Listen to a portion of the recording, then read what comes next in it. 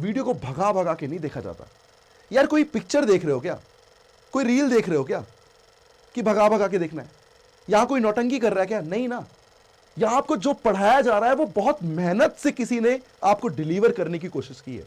उसकी मेहनत को समझो। आप उसकी मेहनत को समझोगे, उसकी रिस्पेक्ट करोगे तो एक दिन तुम बहुत अच्छे बनोगे और दुनिया तुम्हारी रिस्पेक्ट करेगी। क्योंकि एल्काइन की ईएन ज्यादा है तो एल्काइन का रिडक्शन प्रोसेस क्या होगा? जल्दी होगा। वो हाइड्रोजन को जल्दी अपनी तरफ अट्रैक्ट करेगा और रिड्यूस जल्दी होगा।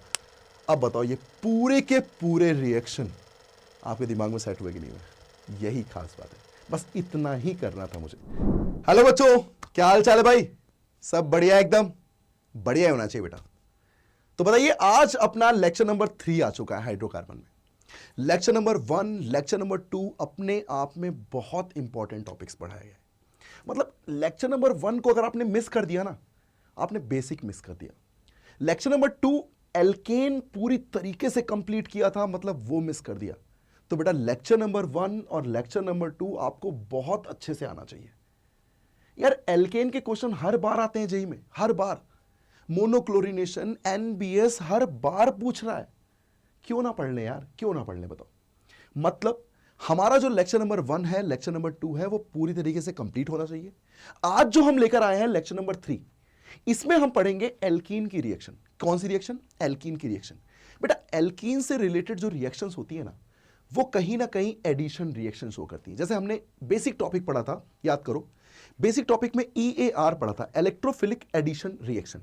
यार इलेक्ट्रोफिलिक एडिशन रिएक्शन का क्या मतलब हुआ कि इलेक्ट्रोफाइल को ऐड करने में जो रिएक्टिविटी है वही थी इलेक्ट्रोफिलिक एडिशन रिएक्शन, जहां हमने एल्कीन को पूरी तरीके से देखा था। यही तो खास बात थी। मतलब हमारा काम है, हम बेसिक को लेकर उस पोजीशन तक जाएंगे जिस पोजीशन पर आपके क्वेश्चन पूछे जाते हैं, लेकिन बेसिक मिस नहीं करेंगे। बस ये इंपॉर्टेंट पॉइंट है। आपने अगर बेसिक को समझ लिया तो भाई साहब कभी कभी हिट एंड ट्रायल मेथड जो होता है ना, कहते हैं ना कि सर तुक्का मार दिया है, तुक्का यूं ही नहीं लगता यार।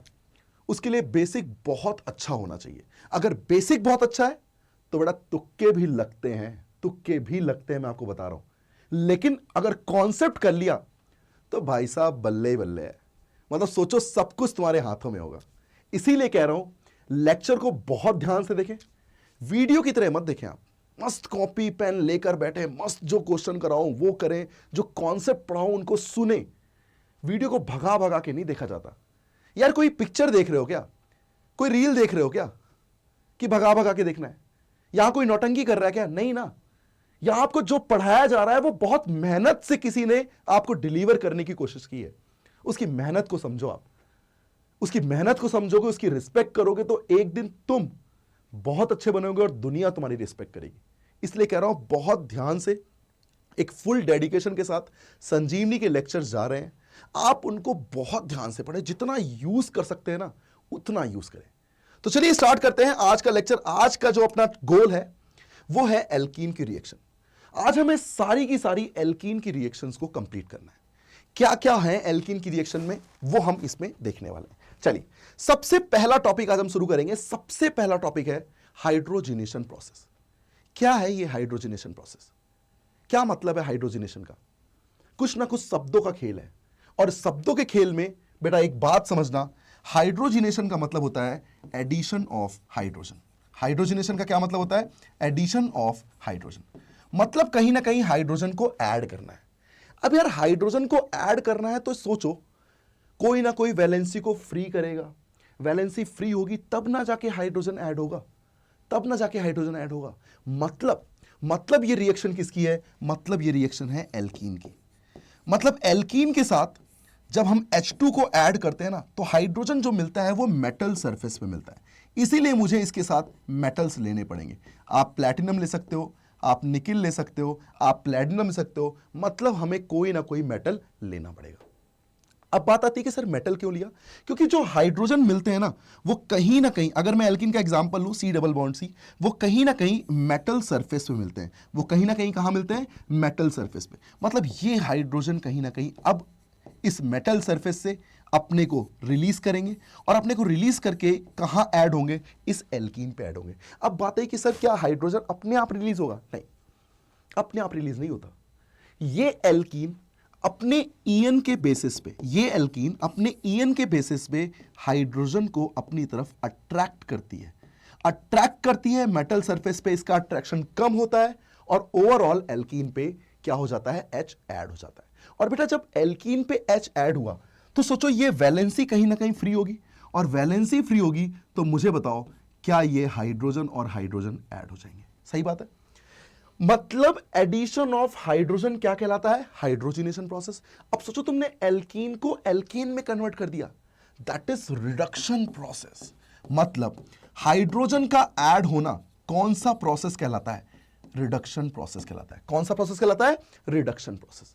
अब बेसिक पॉइंट की अगर हम बात करें कि सर बेसिक पॉइंट पे बात किया जाए रिएक्टिविटी की, कि सर मुझे बताओ इनकी रिएक्टिविटी अच्छी कब होगी।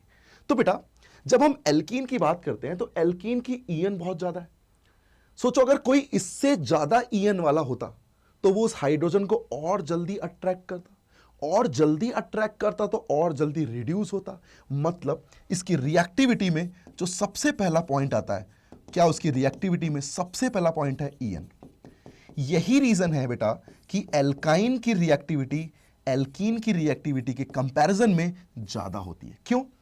क्योंकि एल्काइन की ईएन ज्यादा है, तो एल्काइन का रिडक्शन प्रोसेस क्या होगा, जल्दी होगा। वो हाइड्रोजन को जल्दी अपनी तरफ अट्रैक्ट करेगा और रिड्यूस जल्दी होगा, और रिड्यूस जल्दी होगा, इसीलिए रिएक्टिविटी क्या है इसकी अच्छी है। क्योंकि मैंने किसके बिहाफ पे बोला है, ईएन के बिहाफ पे बोला है। किसके बिहाफ पे बोला है, ईएन के बिहाफ पे। अब बात आती है कि सर जो ये एडिशन कर रहा है क्या ये सेम साइड से जुड़ रहा है, बिल्कुल सेम साइड से जुड़ रहा है, इसीलिए इसको बोलते हैं सिन एडिशन। इसीलिए इसको क्या बोलते हैं, सिन एडिशन।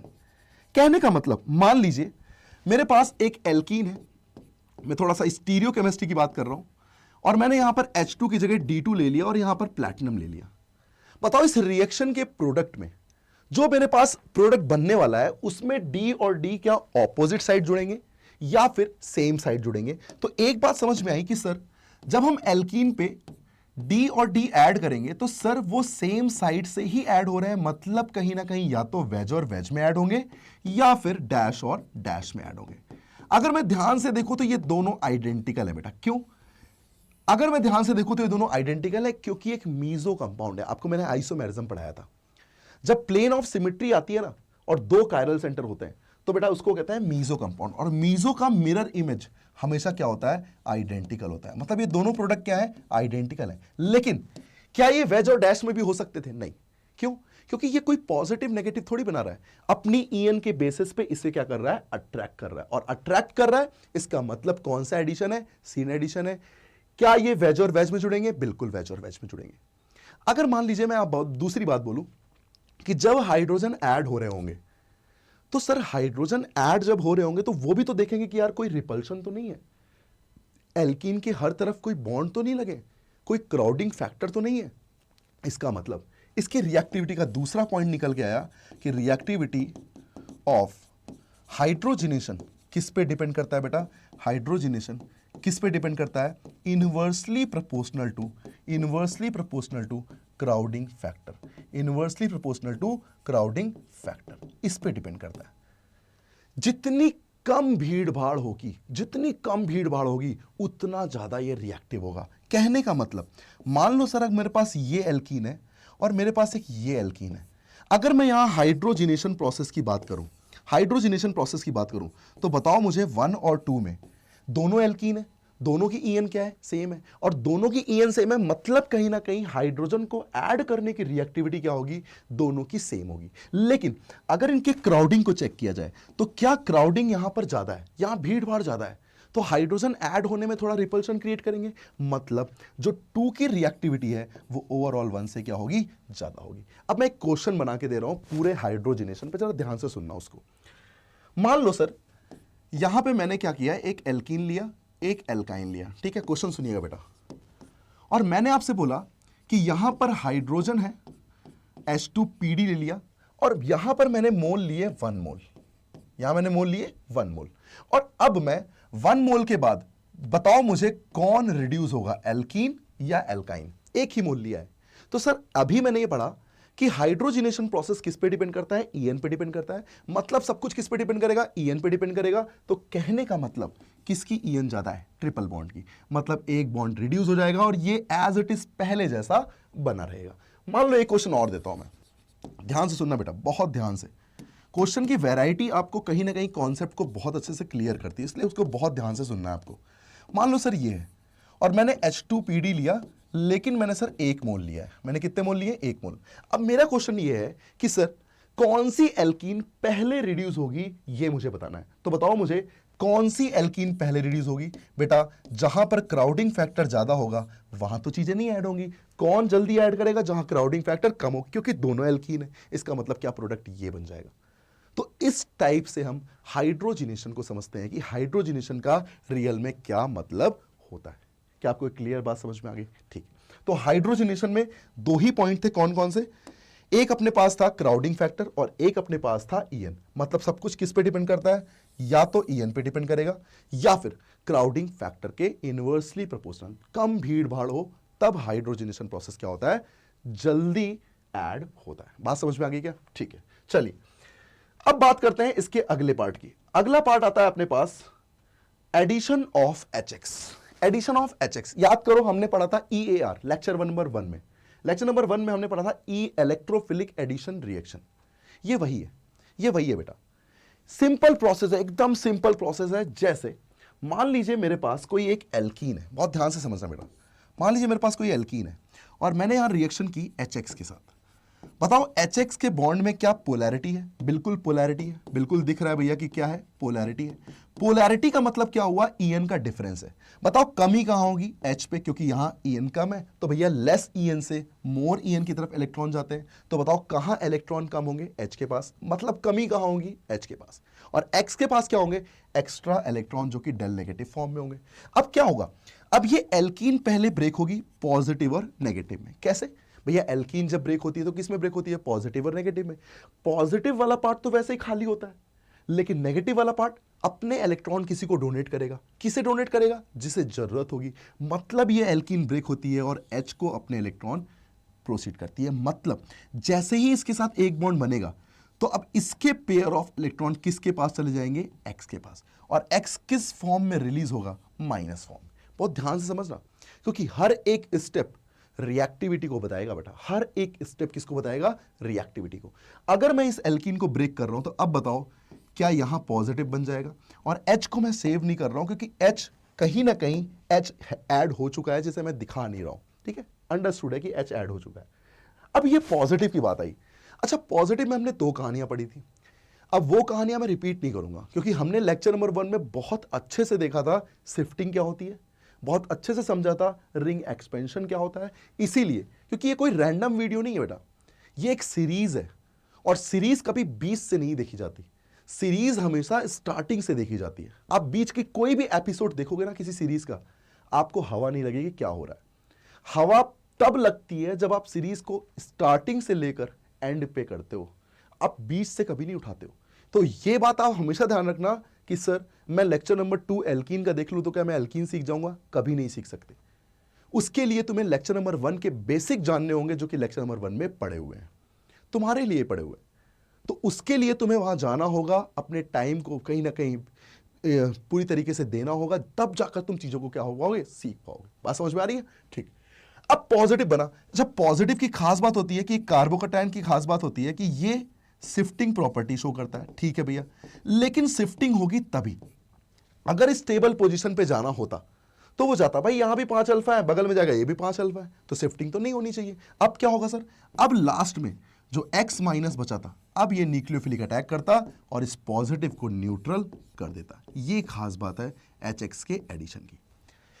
ये जो मैंने HX को ऐड किया है, सबसे पहला पार्ट क्या था, सबसे पहला पार्ट था कहीं ना कहीं इलेक्ट्रोफाइल को ऐड किया है हमने। कहीं ना कहीं किसको ऐड किया है, इलेक्ट्रोफाइल को। और क्या फॉर्म हुआ है, एक पॉजिटिव फॉर्म हुआ है, कार्बोकैटायन फॉर्म हुआ है। कहने का मतलब ये जो पहला स्टेप था अच्छा खासा न्यूट्रल था यार, अच्छा खासा न्यूट्रल था। तो बताओ जब ये आयनाइज्ड फॉर्म में होगा तो ये बहुत स्लोवेस्ट स्टेप होगा, क्योंकि भैया टूटना ही नहीं चाहेगा। भाई क्यों आदमी अनस्टेबल फॉर्म में जाना चाहेगा जब स्टेबल बैठा हुआ है? तो इसका मतलब उस स्टेप में बहुत सारा टाइम लगने वाला है। इसका मतलब सबसे स्लोवेस्ट स्टेप को ही हम क्या कहते हैं, सबसे स्लोवेस्ट स्टेप को ही हम कहते हैं आरडीएस स्टेप। और जो ये बनने वाला है, ये क्या बनने वाला है, ये एक इंटरमीडिएट बनने वाला है। क्या बनने वाला है, ये एक इंटरमीडिएट बनने वाला है। इंटरमीडिएट में क्या बन रहा है, कार्बोकैटायन फॉर्मेशन हो रहा है। क्या बन रहा है, कार्बोकैटायन फॉर्मेशन। तो तुम मुझे बताओ इसके रिएक्टिविटी का सबसे पहला पॉइंट क्या होना चाहिए था। इसकी रिएक्टिविटी का सबसे पहला पॉइंट होना चाहिए था कि ये किस पे डिपेंड करेगा, directly proportional to stability of carbocation. Stability of carbocation इस पे डिपेंड करेगा। ठीक है भाई। अच्छा मान लीजिए मैं रिएक्टिविटी ऑफ HX की बात करूं सर, तो रिएक्टिविटी ऑफ HX की अगर हम बात करते हैं तो यार एक बात बताओ, जब HX ब्रेक हुआ था तो क्या वो X माइनस में ब्रेक हुआ था, और जब X माइनस में ब्रेक हुआ था तो बताओ कौन सा माइनस हैलाइड पे ज्यादा स्टेबल होता है, बताओ जरा भाई। ध्यान है, डाउन द ग्रुप जाने पर साइज बढ़ता है। यही रीजन है कि HI की रिएक्टिविटी सबसे ज्यादा होगी, क्योंकि HI का बॉन्ड भी वीक है और I नेगेटिव जब जल्दी बनता है, I नेगेटिव जब स्टेबल बनता है तो पहले कौन ब्रेक होना चाहेगा, HI, then HBr, then HCl and then HF। HF के साथ जनरली रिएक्शन होती ही नहीं है, क्योंकि हाइड्रोजन बॉन्डिंग है, हाईली एक्सप्लोसिव नेचर का होता है, हाईली एक्सप्लोसिव नेचर का होता है। इसीलिए यहां पर क्या होता है, इसीलिए यहां पर जनरली रिएक्शन प्रोसीड नहीं करती है। तो यह बात क्लियर हो गई कि भैया जब मैं एल्कीन के साथ रिएक्शन कर रहा हूं, वो भी HX की, तो मैं किस तरीके से ऐड कर रहा हूं, क्या प्रोसेस होने चाहिए और किस तरीके से इसकी रिएक्शन मैकेनिज्म प्रोसीड होती है। तो बेसिक पॉइंट अगर ध्यान रखोगे ना, तो रिएक्टिविटी से रिलेटेड पॉइंट सारे क्लियर हो जाएंगे, प्रोडक्ट से रिलेटेड पॉइंट सारे क्लियर हो जाएंगे। मतलब ये पॉइंट आते हैं वहां पे। बात समझ में आ गई। चलिए जरा इसके क्वेश्चन कर लेते हैं। बात करते हैं यहां पर एक छोटे से क्वेश्चन की। यहां मैंने क्या किया, HX मतलब HBr की रिएक्शन कराई। HBr की जब रिएक्शन करा रहा हूं मैं, तो मुझे बताओ सबसे पहला स्टेप क्या होगा, H प्लस को लेगा और Br माइनस को रिलीज कर देगा। अच्छा Br माइनस रिलीज हो गया, लेकिन क्या जो कार्बोकैटायन बना है, क्या वो ये बना है, क्या वो कार्बोकैटायन शिफ्टिंग प्रॉपर्टी को भी शेव कर सकता है, मतलब शिफ्टिंग भी कर सकता है। बिल्कुल कर सकता है सर। क्यों शिफ्ट कर सकता है, क्योंकि उसको पता है कि जैसे ही वो 1,2 शिफ्टिंग करेगा वो ज्यादा स्टेबल पोजीशन पे पहुंच जाएगा। इसका मतलब यहां जो शिफ्टिंग है वो कुछ इस तरीके से आएगी। क्या ये शिफ्टिंग 1,2 हाइड्राइड शिफ्टिंग है, क्योंकि हमने रिएक्टिविटी पढ़ रखी है बेटा, याद करो, hydrogen then tertiary then secondary then phenyl then CH3। ये होती है माइग्रेटिंग रिएक्टिविटी। जब चीजें माइग्रेट करती है ना, जब चीजें एक जगह से दूसरी जगह जाती हैं, तो उसे हम कहते हैं माइग्रेटिंग रिएक्टिविटी। तो माइग्रेटिंग रिएक्टिविटी में सबसे बेस्ट कौन सा होता है, hydrogen, then tertiary, then secondary, then phenyl, then methyl. तो जब तक हाइड्रोजन है तब तक कौन शिफ्ट होगा, हाइड्रोजन शिफ्ट होगा। और फाइनली मैं क्या करूंगा, Br माइनस को न्यूक्लियोफिलिक ऐड करूंगा और फाइनली मैं इस तरीके से टर्शरी ब्रोमाइड फॉर्म कर दूंगा। तो मेरे ख्याल से ये रिएक्शन आपको समझ में आ गई, मेरे ख्याल से आपको ये क्वेश्चन समझ में आ गया पूरी तरीके से। मान लो यहीं पर एक क्वेश्चन मैं कराता हूं रिंग एक्सपेंशन का, आपको याद आ जाएगा किस तरीके से सॉल्व करते हैं। जरा ध्यान से देखिएगा बेटा, बहुत ध्यान से। मैंने यहां पर क्वेश्चन लिया, एक 5 मेंबर्ड रिंग ली, यहां एक एल्कीन बनाई है और रिएक्शन मैंने की है HBr के साथ। सबसे पहला क्या होगा, एल्कीन ब्रेक होगी, पॉजिटिव नेगेटिव में H प्लस को लेगी और Br माइनस को कहीं ना कहीं क्या करेगी, रिलीज कर देगी। अच्छा Br माइनस रिलीज हो चुका है, H को तुमने ऐड कर लिया है, मतलब फाइनली इसके पास क्या बनने वाला है, कार्बोकैटायन। अच्छा रिंग से जब डायरेक्ट कार्बोकैटायन जुड़े होंगे, रिंग से जब डायरेक्ट कार्बोकैटायन ऐड होते हैं, तो बेटा वहां पर कंडीशन आती है रिंग एक्सपेंशन की। वहां कंडीशन क्या आती है, रिंग एक्सपेंशन की। और बेटा रिंग एक्सपेंशन की बात करूं मैं, तो बेटा रिंग एक्सपेंशन में एक खास बात ध्यान रखना कि हमेशा वो कंडीशन फुलफिल होनी चाहिए कि रिंग से डायरेक्ट कनेक्टेड पे क्या होता है, पॉजिटिव होता है। अब कैसे होगा देखो, ये बॉन्ड भी टूट सकता था, ये भी टूट सकता था। मान लो मैंने ये तोड़ने की कोशिश की, तो जैसे ही ये बॉन्ड ब्रेक होगा, क्या वो उस पॉजिटिव की तरफ ऐड होना चाहेगा। अच्छा इसको कोई दिक्कत नहीं हुई, पहले इससे कनेक्टेड था, अब इससे कनेक्टेड है, दिक्कत हुई इस वाले को, तो ये पॉजिटिव यहां शिफ्ट होगा। मतलब 6 मेंबर्ड रिंग बनती दिख रही है, मैथिल के जस्ट नीचे पॉजिटिव दिख रहा है, मतलब सर ये रहा मैथिल और इसके जस्ट नीचे क्या आएगा, पॉजिटिव। क्या ये सबसे बेस्ट है, नहीं, इससे भी बेस्ट बन सकता था जब ये 1,2 हाइड्राइड शिफ्टिंग करें, क्योंकि यहां हाइड्रोजन की पॉसिबिलिटी है, यहां टर्शरी पे जा सकता है, मतलब यहां कौन सी शिफ्टिंग होगी, 1,2 हाइड्राइड शिफ्टिंग। और जैसे ही ये 1,2 हाइड्राइड शिफ्टिंग करेगा, अब बताओ फाइनली ये कहां पहुंच जाएगा, यहां पहुंच जाएगा। और जैसे ही यहां पहुंचा, अब सब कुछ बिल्कुल स्टेबल है, सब कुछ स्टेबल है, मतलब अब क्या होगा, अब Br- एक न्यूक्लियोफिलिक एडिशन कर देगा, मतलब अब ये Br- न्यूक्लियोफिलिक एडिशन करेगा और फाइनली एक टर्शरी ब्रोमाइड फॉर्म हो जाएगा। तो हर एक स्टेप को समझो, हर एक कॉन्सेप्ट को समझो, और क्लियरली आपको गलती करने का कोई भी यहां पर चांस नहीं होना चाहिए, ठीक है। चलिए एक और क्वेश्चन करते हैं। यहां मैं शिफ्टिंग कर रहा हूं, जरा ध्यान से देखिएगा, ये एल्कीन है, ठीक है, बहुत ध्यान से देखिएगा। रिएक्शन कर रहा हूं HCl के साथ, कौन सी मैकेनिज्म है, आयनिक मैकेनिज्म है। क्यों, क्योंकि पॉजिटिव और नेगेटिव बन रहा है, ठीक है भाई, इतनी बात क्लियर है। अब एक बात बताओ, जैसे ही मैंने यहां पर पॉजिटिव और नेगेटिव बनाया, H+ को लिया, Cl- को रिलीज किया, क्या मेरे पास ये पॉजिटिव बनता हुआ दिख रहा है? क्या ये पॉजिटिव टर्शरी पे आके और स्टेबल बन सकता था? बिल्कुल बन सकता था। और जैसे ही ये टर्शरी पे आके और स्टेबल बन सकता था, तो बेटा मुझे बताओ, क्या ये फाइनली इस टर्शरी पे तो आएगा, लेकिन शिफ्ट क्या करोगे? हाइड्रोजन तो है ही नहीं, शिफ्ट क्या करोगे? या तो मैथिल को कर दो, या तो एथिल को कर दो। तो बेटा एक बात बताओ, ये मैथिल और एथिल में, क्या ये एथिल जब पॉजिटिव यहां आएगा, एथिल के थ्रू मिलेंगे 2 अल्फा, मैथिल के थ्रू मिलेंगे 3 अल्फा। मान लो तुमने मैथिल को शिफ्ट किया तो तुम घाटे में आ गए, 1 अल्फा के घाटे में आ गए।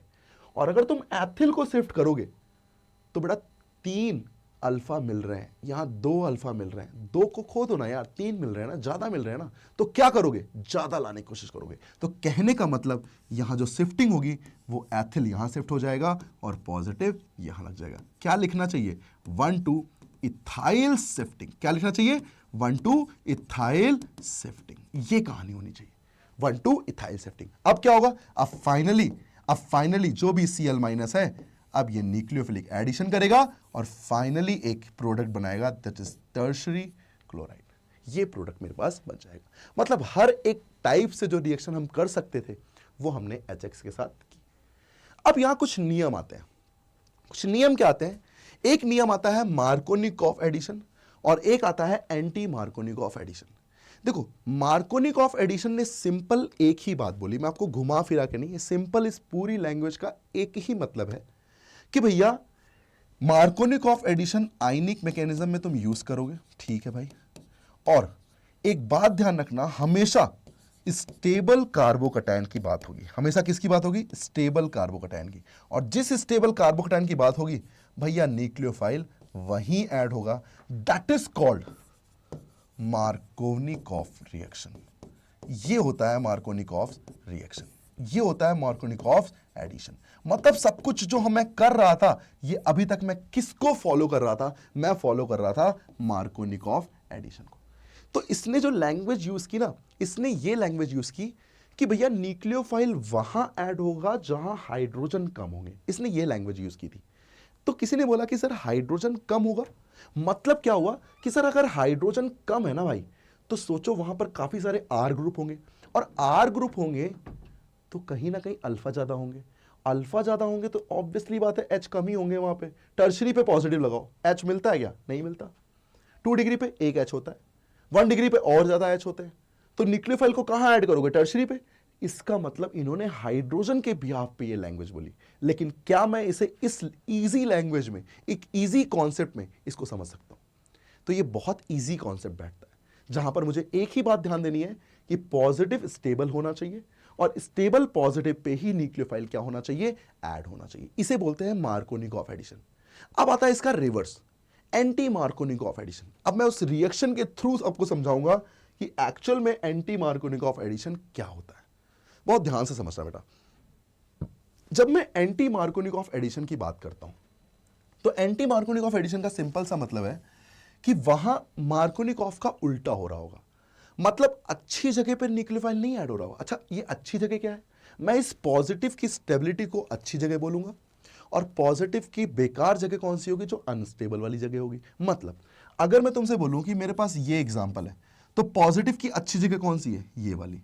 बेकार जगह कौन सी है? ये वाली। मतलब अब तुम समझ गए कि कौन सी अच्छी जगह और कौन सी बेकार जगह, जिससे मैं आपको इजी फॉर्म में चीजों को सेट करने वाला हूं। ठीक है, तो अब आप समझ चुके हो कि अच्छी जगह कौन है और बेकार जगह कौन है। तो बताओ मार्कोनिकॉफ एडिशन क्या करता है? अच्छी जगह पे जोड़ता है, और एंटी मार्कोनिकॉफ बेकार जगह पे। हो गया क्लियर एकदम। अब देखो रिएक्शन, ये वाली रिएक्शन देख लो। देखो तो ये रिएक्शन आती है HBr in the presence of peroxide. ये क्या है मतलब इसका समझो, क्यों ही HBr ही क्यों लिखा है, इसका मतलब भी आपको समझना होगा। देखो मैंने आपको सबसे पहले एक रिएक्शन बताई थी पेरोक्साइड। याद करो पेरोक्साइड की जब प्रेजेंस होती है ना, जब पेरोक्साइड की प्रेजेंस होती है तो पेरोक्साइड के प्रेजेंस में आता है R2O2। और बेटा R2O2 में कोई EN का डिफरेंस नहीं होता, और जब EN का डिफरेंस नहीं होता तो हमेशा जो बॉन्ड ब्रेकिंग होती है वो बॉन्ड ब्रेकिंग होती है होमोलिटिक बॉन्ड ब्रेकिंग। कौन सी bond breaking? Homolytic bond breaking. और होमोलिटिक बॉन्ड ब्रेकिंग की अगर मैं बात करूं तो बेटा होमोलिटिक बॉन्ड ब्रेकिंग में मुझे बताओ क्या रेडिकल फॉर्म होता है कि नहीं होता? इसका मतलब कौन सी रिएक्शन आने वाली है? रेडिकल मैकेनिज्म की। इसका मतलब ये कौन सी रिएक्शन को फॉलो करने वाला है, कौन सी मैकेनिज्म को फॉलो करने वाला है? रेडिकल मैकेनिज्म को फॉलो करने वाला है। अब जरा ध्यान से सुनना, बहुत आराम से सुनना पूरे प्रोसेस को। हम जो रिएक्शन करने वाले हैं वो रिएक्शन हम करने वाले हैं HBr in the presence of peroxide. अब मैं आपको बताऊंगा कि HBr ही क्यों लिया, वो मैकेनिज्म में क्लियर हो जाएगा एकदम। देखो जरा बहुत ध्यान से, वरना मैं इसको HX in the presence of peroxide भी कह सकता था। HBr क्यों लिया, जस्ट 2 मिनट में आपको ये समझ में आ जाएगा। देखिए होता क्या है, जब भी किसी रेडिकल मैकेनिज्म की बात होती है, जब भी किसी रेडिकल मैकेनिज्म की बात होती है तो रेडिकल मैकेनिज्म में हमेशा 3 स्टेप आते हैं, हमेशा 3 स्टेप आते हैं। चाहे कोई भी रेडिकल मैकेनिज्म, चाहे आपने एल्केन में पढ़ा था, याद करिए मोनोक्लोरिनेशन, आपने 3 स्टेप पढ़े थे, जिसमें पहला स्टेप था चेन इनिशिएशन स्टेप। पहला स्टेप क्या था? Chain initiation step. पहला स्टेप क्या था? Chain initiation step. दूसरा स्टेप था चेन प्रोपोगेशन स्टेप। दूसरा स्टेप क्या था? Chain propagation step, propagation step. और तीसरा स्टेप था chain termination step, chain termination step. ये 3 स्टेप में चीजें कहीं ना कहीं कंप्लीट होती हैं। अब इनिशिएशन क्या होता है? कोई भी चीज इनिशिएट होगी, कोई ना कोई चीज शुरुआत में टूटेगी तभी तो जाकर जुड़ेगी। भाई इनिशिएशन में क्या होता है? कोई चीज स्टार्ट हो रही है, स्टार्ट हो रही है मतलब कोई ना कोई चीज टूट रही है, टूटेगी तभी जाकर जुड़ेगी। मतलब क्या हुआ भैया कि जब हम इनिशिएशन की बात करते हैं, जब हम किसकी बात करते हैं? इनिशिएशन की। जरा पहला स्टेप देखिएगा चेन इनिशिएशन, फिर हम दूसरे स्टेप पे आएंगे। जब हम चेन इनिशिएशन की बात करते हैं तो यार चेन इनिशिएशन में कौन सा बॉन्ड है जो बहुत इजीली टूट सकता है? क्या वो R2O2 है? सही बात है कि नहीं? क्यों? क्योंकि R2O2 में कहीं ना कहीं ऑक्सीजन और ऑक्सीजन के बीच में लोन पेयर रिपल्शन हो रहे होंगे, हाईली रिपल्सिव फोर्स है। हाईली रिपल्शन में कौन जल्दी ब्रेक होगा? पेरोक्साइड। तो चेन इनिशिएशन में कौन ब्रेक होता है सबसे पहले? R2O2। अब ध्यान से सुनना बेटा, पूरी की पूरी कहानी यहीं क्लियर हो जाएगी, इसलिए बहुत ध्यान से सुनना, क्योंकि एक बार मैकेनिज्म क्लियर हो गई तो बीच की कहानी तुम यूं ही कर लोगे यार। क्वेश्चन तो तुम आराम से कर लोगे, मैं सिखा दूंगा, लेकिन मैकेनिज्म सीख गए ना, अंदर की सारी बात जान लोगे आप। इसलिए कह रहा हूं थोड़ा मैकेनिज्म पे ध्यान देना, ठीक है? चलिए देखिए, जब हम बात करते हैं कि जब हमने यहां पर हीट दी, पेरोक्साइड की प्रेजेंस थी, तो बेटा ये बॉन्ड क्या होंगे? वाइब्रेट होंगे, क्योंकि यही बॉन्ड में क्या हो रहा था? लोन पेयर रिपल्शन हो रहा था। तो ये अपने इक्वल डिस्ट्रीब्यूशन से, इक्वल क्यों बोला? क्योंकि होमोलिटिक में हमेशा क्या होता है? इक्वल डिस्ट्रीब्यूशन होता है। हमेशा क्या होता है? Equal distribution. मतलब यहां पर क्या बनने वाला है? RO radical plus RO radical, ये बनने वाला है। ये सबसे पहले बनता है RO रेडिकल और RO रेडिकल। सॉरी, बात समझ में आ गई? दूसरा स्टेप इसका, दूसरा स्टेप क्या आता है? दूसरा स्टेप ये आता है कि जब हमने इस RO रेडिकल को लिया, अब ये क्या करेगा भाई? ये HBr के साथ रिएक्शन करता है, क्योंकि सारी कहानी यहीं से शुरू हो रही है। सारी कहानी कहां से शुरू हो रही है? यहीं से। अब इस HX के बारे में सारी बात बताने वाला हूं मैं कि मैंने HBr ही क्यों लिया। जब मैं इस OR रेडिकल से इसे ऐड करने की कोशिश करता तो इसके 2 स्टेप हो सकते थे। 2 स्टेप कौन कौन से हो सकते थे? या तो ये ORH को ले ले तो बना लेगा ROH और Br रेडिकल टूट जाएगा, या तो ये ROBr पे बना ले और H रेडिकल में टूट जाए। बेटा H रेडिकल अपने आप में हाईली अनस्टेबल होता है और ये H रेडिकल और H रेडिकल तुरंत H2 बना लेते हैं। यही रीजन है कि ये प्रोसेस नहीं होता है, ये प्रोसेस नहीं होता है। यहां कौन सा प्रोसेस होगा? ROH का फॉर्मेशन और Br रेडिकल का रिमूवल। अब बात है कि सर अगर मान लीजिए इस जगह पर HCl होता तो बेटा HCl का बॉन्ड क्या होता है? स्ट्रॉन्ग होता है, स्ट्रॉन्ग बॉन्डिंग होती है, और स्ट्रॉन्ग बॉन्डिंग कभी ब्रेक जल्दी नहीं हो सकती, इसीलिए HCl कभी भी पेरोक्साइड इफेक्ट शो नहीं करता। HF वैसे ही नहीं टूट सकता, जब HCl नहीं टूट रहा है तो HF कैसे टूटेगा? और जब मैं HI की बात करूंगा तो बेटा HI में I रेडिकल मान लो बन भी गया, लेकिन I रेडिकल तुरंत I रेडिकल को लेकर I2 फॉर्म कर लेता है। अरे जब I रेडिकल बचेगा ही नहीं तो चीजों में शुरुआत कैसे होगी? मतलब पेरोक्साइड इफेक्ट सिर्फ और सिर्फ कौन शो करता है? सिर्फ और सिर्फ HBr शो करता है। सिर्फ और सिर्फ कौन शो करता है? HBr शो करता है। यही रीजन है कि मैं यहां पर क्या लेके चल रहा हूं? HBr पेरोक्साइड लेके चल रहा हूं। क्या आपको ये चेन इनिशिएशन का पहला स्टेप समझ में आया? और पहले स्टेप में एक्चुअल में ये Br रेडिकल क्यों बना ये समझ में आया। अब मैं चेन प्रोपोगेशन स्टेप करूंगा जो कि इस एल्कीन के साथ रिएक्ट करने वाले हैं। ध्यान से देखना एकदम। अब बात आती है दूसरे स्टेप की जिसका नाम है चेन प्रोपेगेशन स्टेप। जब हम चेन प्रोपेगेशन स्टेप की बात करते हैं तो बेटा चेन प्रोपेगेशन स्टेप में हमारे पास ये एल्कीन थी और हमारे पास Br रेडिकल बच गया था, यही रिएक्शन करने वाला है। अब जरा ध्यान से सुनना, जब मैं इस एल्कीन की बात करूंगा, जब मैं किसकी बात करूंगा? एल्कीन की, तो बेटा एल्कीन का क्या होता है? एल्कीन के बॉन्ड टूटेंगे तो जरूर, लेकिन तुम याद करो जब मैंने बॉन्ड ब्रेकिंग की बात की थी तो मैंने आपसे यह कहा था कि बॉन्ड ब्रेकिंग का जो प्रोसेस होता है वो उस पर डिपेंड करता है attacking group, nature of attacking group, nature of leaving group, nature of substrate, nature of experimental conditions, इन सब पे डिपेंड करता है। तो जब ये रेडिकल आ रहा है जुड़ने तो मेरे भाई इसको भी तो रेडिकल में तोड़ेगा। मतलब क्या हुआ कि ये जो एल्कीन है ये कहीं ना कहीं एक एक इलेक्ट्रॉन से मिलकर बनी होगी। मतलब ये रेडिकल और ये रेडिकल भी ऐड हो सकते थे, या फिर ये रेडिकल और ये रेडिकल भी ऐड हो सकते थे। मतलब कहानी में या तो Br यहां जुड़ता और ये रेडिकल बच जाते, या तो कहानी में Br यहां जुड़ता और ये रेडिकल बन जाता। जब ओवरऑल रेडिकल ही फॉर्म हो रहा है तो भैया रेडिकल फॉर्मेशन में तुम मुझे बताओ कौन सा रेडिकल मेजर है और कौन सा रेडिकल माइनर। तुम मुझे बताओ, क्या रेडिकल में भी पॉजिटिव की तरह अल्फा देखते हैं? तो भैया 1 डिग्री और 2 डिग्री में कौन सा बेस्ट है? ये मतलब ये हो गई मेजर कंडीशन, ये कौन सी हो गई? Major condition. और ये कौन सी हो गई? Minor condition. अब मेजर कंडीशन का क्या होगा? मेजर कंडीशन अब अपने स्टेप को शुरू करती है। मतलब मैं मेजर कंडीशन को लेके चल रहा हूं। अब ये क्या करेगा? अब ये फिर से जो ROH था, अब ये ROH से H ले लेगा और फाइनली OR रेडिकल को ब्रेक कर देगा। मतलब जो तुमने H और Br ऐड करना था, क्या H अच्छी जगह जुड़ रहा है और Br बेकार जगह जुड़ रहा है। और इसी को हम क्या कहते हैं? इसी को हम कहते हैं एंटी मार्कोनिकॉफ रूल।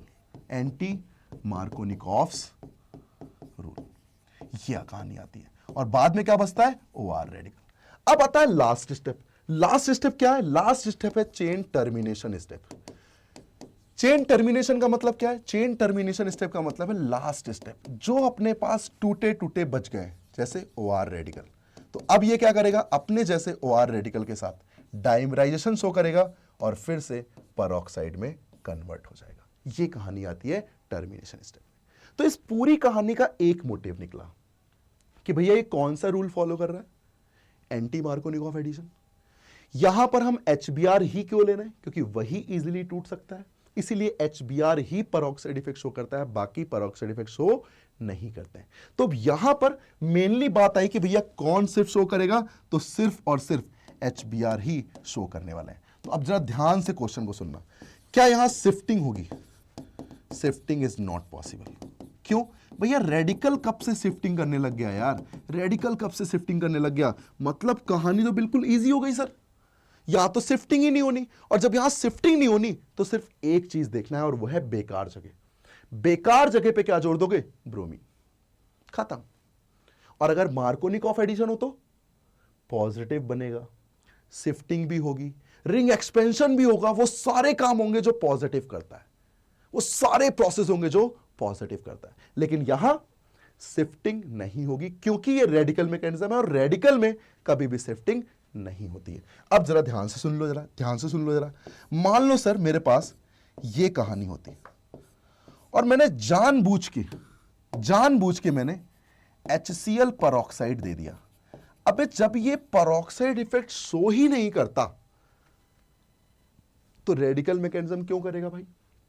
जब ये परऑक्साइड इफेक्ट शो ही नहीं करता तो फिर ये रेडिकल मैकेनिज्म क्यों करेगा? ये करेगा आयनिक मैकेनिज्म, और वो सारे काम करेगा जो तुमने मार्कोनिकॉफ एडिशन में किए। मतलब ये सिर्फ बेवकूफ बनाने के लिए R2O2 लिखता है जिससे आप गलती करो, लेकिन क्या आप गलती करोगे? नहीं करोगे। बात समझ में आ गई? तो बताओ यहां पर क्या होगा?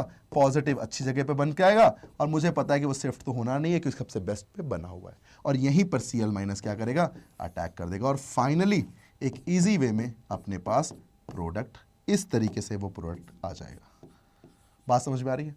मान लो सर यहीं पर मैंने HBr किया होता लेकिन परऑक्साइड दे दिया। अब जब परऑक्साइड दे दिया HBr के साथ तो अब क्या होना चाहिए? अब तो शिफ्टिंग भी नहीं होगी और बेकार वाली जगह पे Br जुड़ेगा, मतलब यहां जुड़ जाएगा Br, यहां जुड़ जाएगा H, और कहानी पूरी की पूरी क्या हो जाएगी? खत्म हो जाएगी। मतलब यहां जुड़ जाएगा भाई साहब मैथिल था ही, और यहां पर Br ऐड हो जाएगा। तो डिफरेंस देखा आपने प्रोडक्ट में? डिफरेंस सिर्फ और सिर्फ परऑक्साइड का है। इसीलिए इस परऑक्साइड इफेक्ट को एक नाम देते हैं जिसका नाम है खरास्ट इफेक्ट। क्या नाम है इसका? खरास्ट इफेक्ट। इसका नाम है खरास्ट इफेक्ट। ये बहुत बहुत फेमस नाम है। किसका नाम है? खरास्ट इफेक्ट। तो पहली चीज पहचान, परऑक्साइड था इसलिए मैंने सोचा रेडिकल मैकेनिज्म होगी। HBr ही परऑक्साइड शो करता है इसीलिए HBr में ही हम रेडिकल मैकेनिज्म करेंगे, और बेकार वाली जगह पे क्या करेंगे? Br को ऐड करेंगे, शिफ्टिंग बिल्कुल नहीं करेंगे।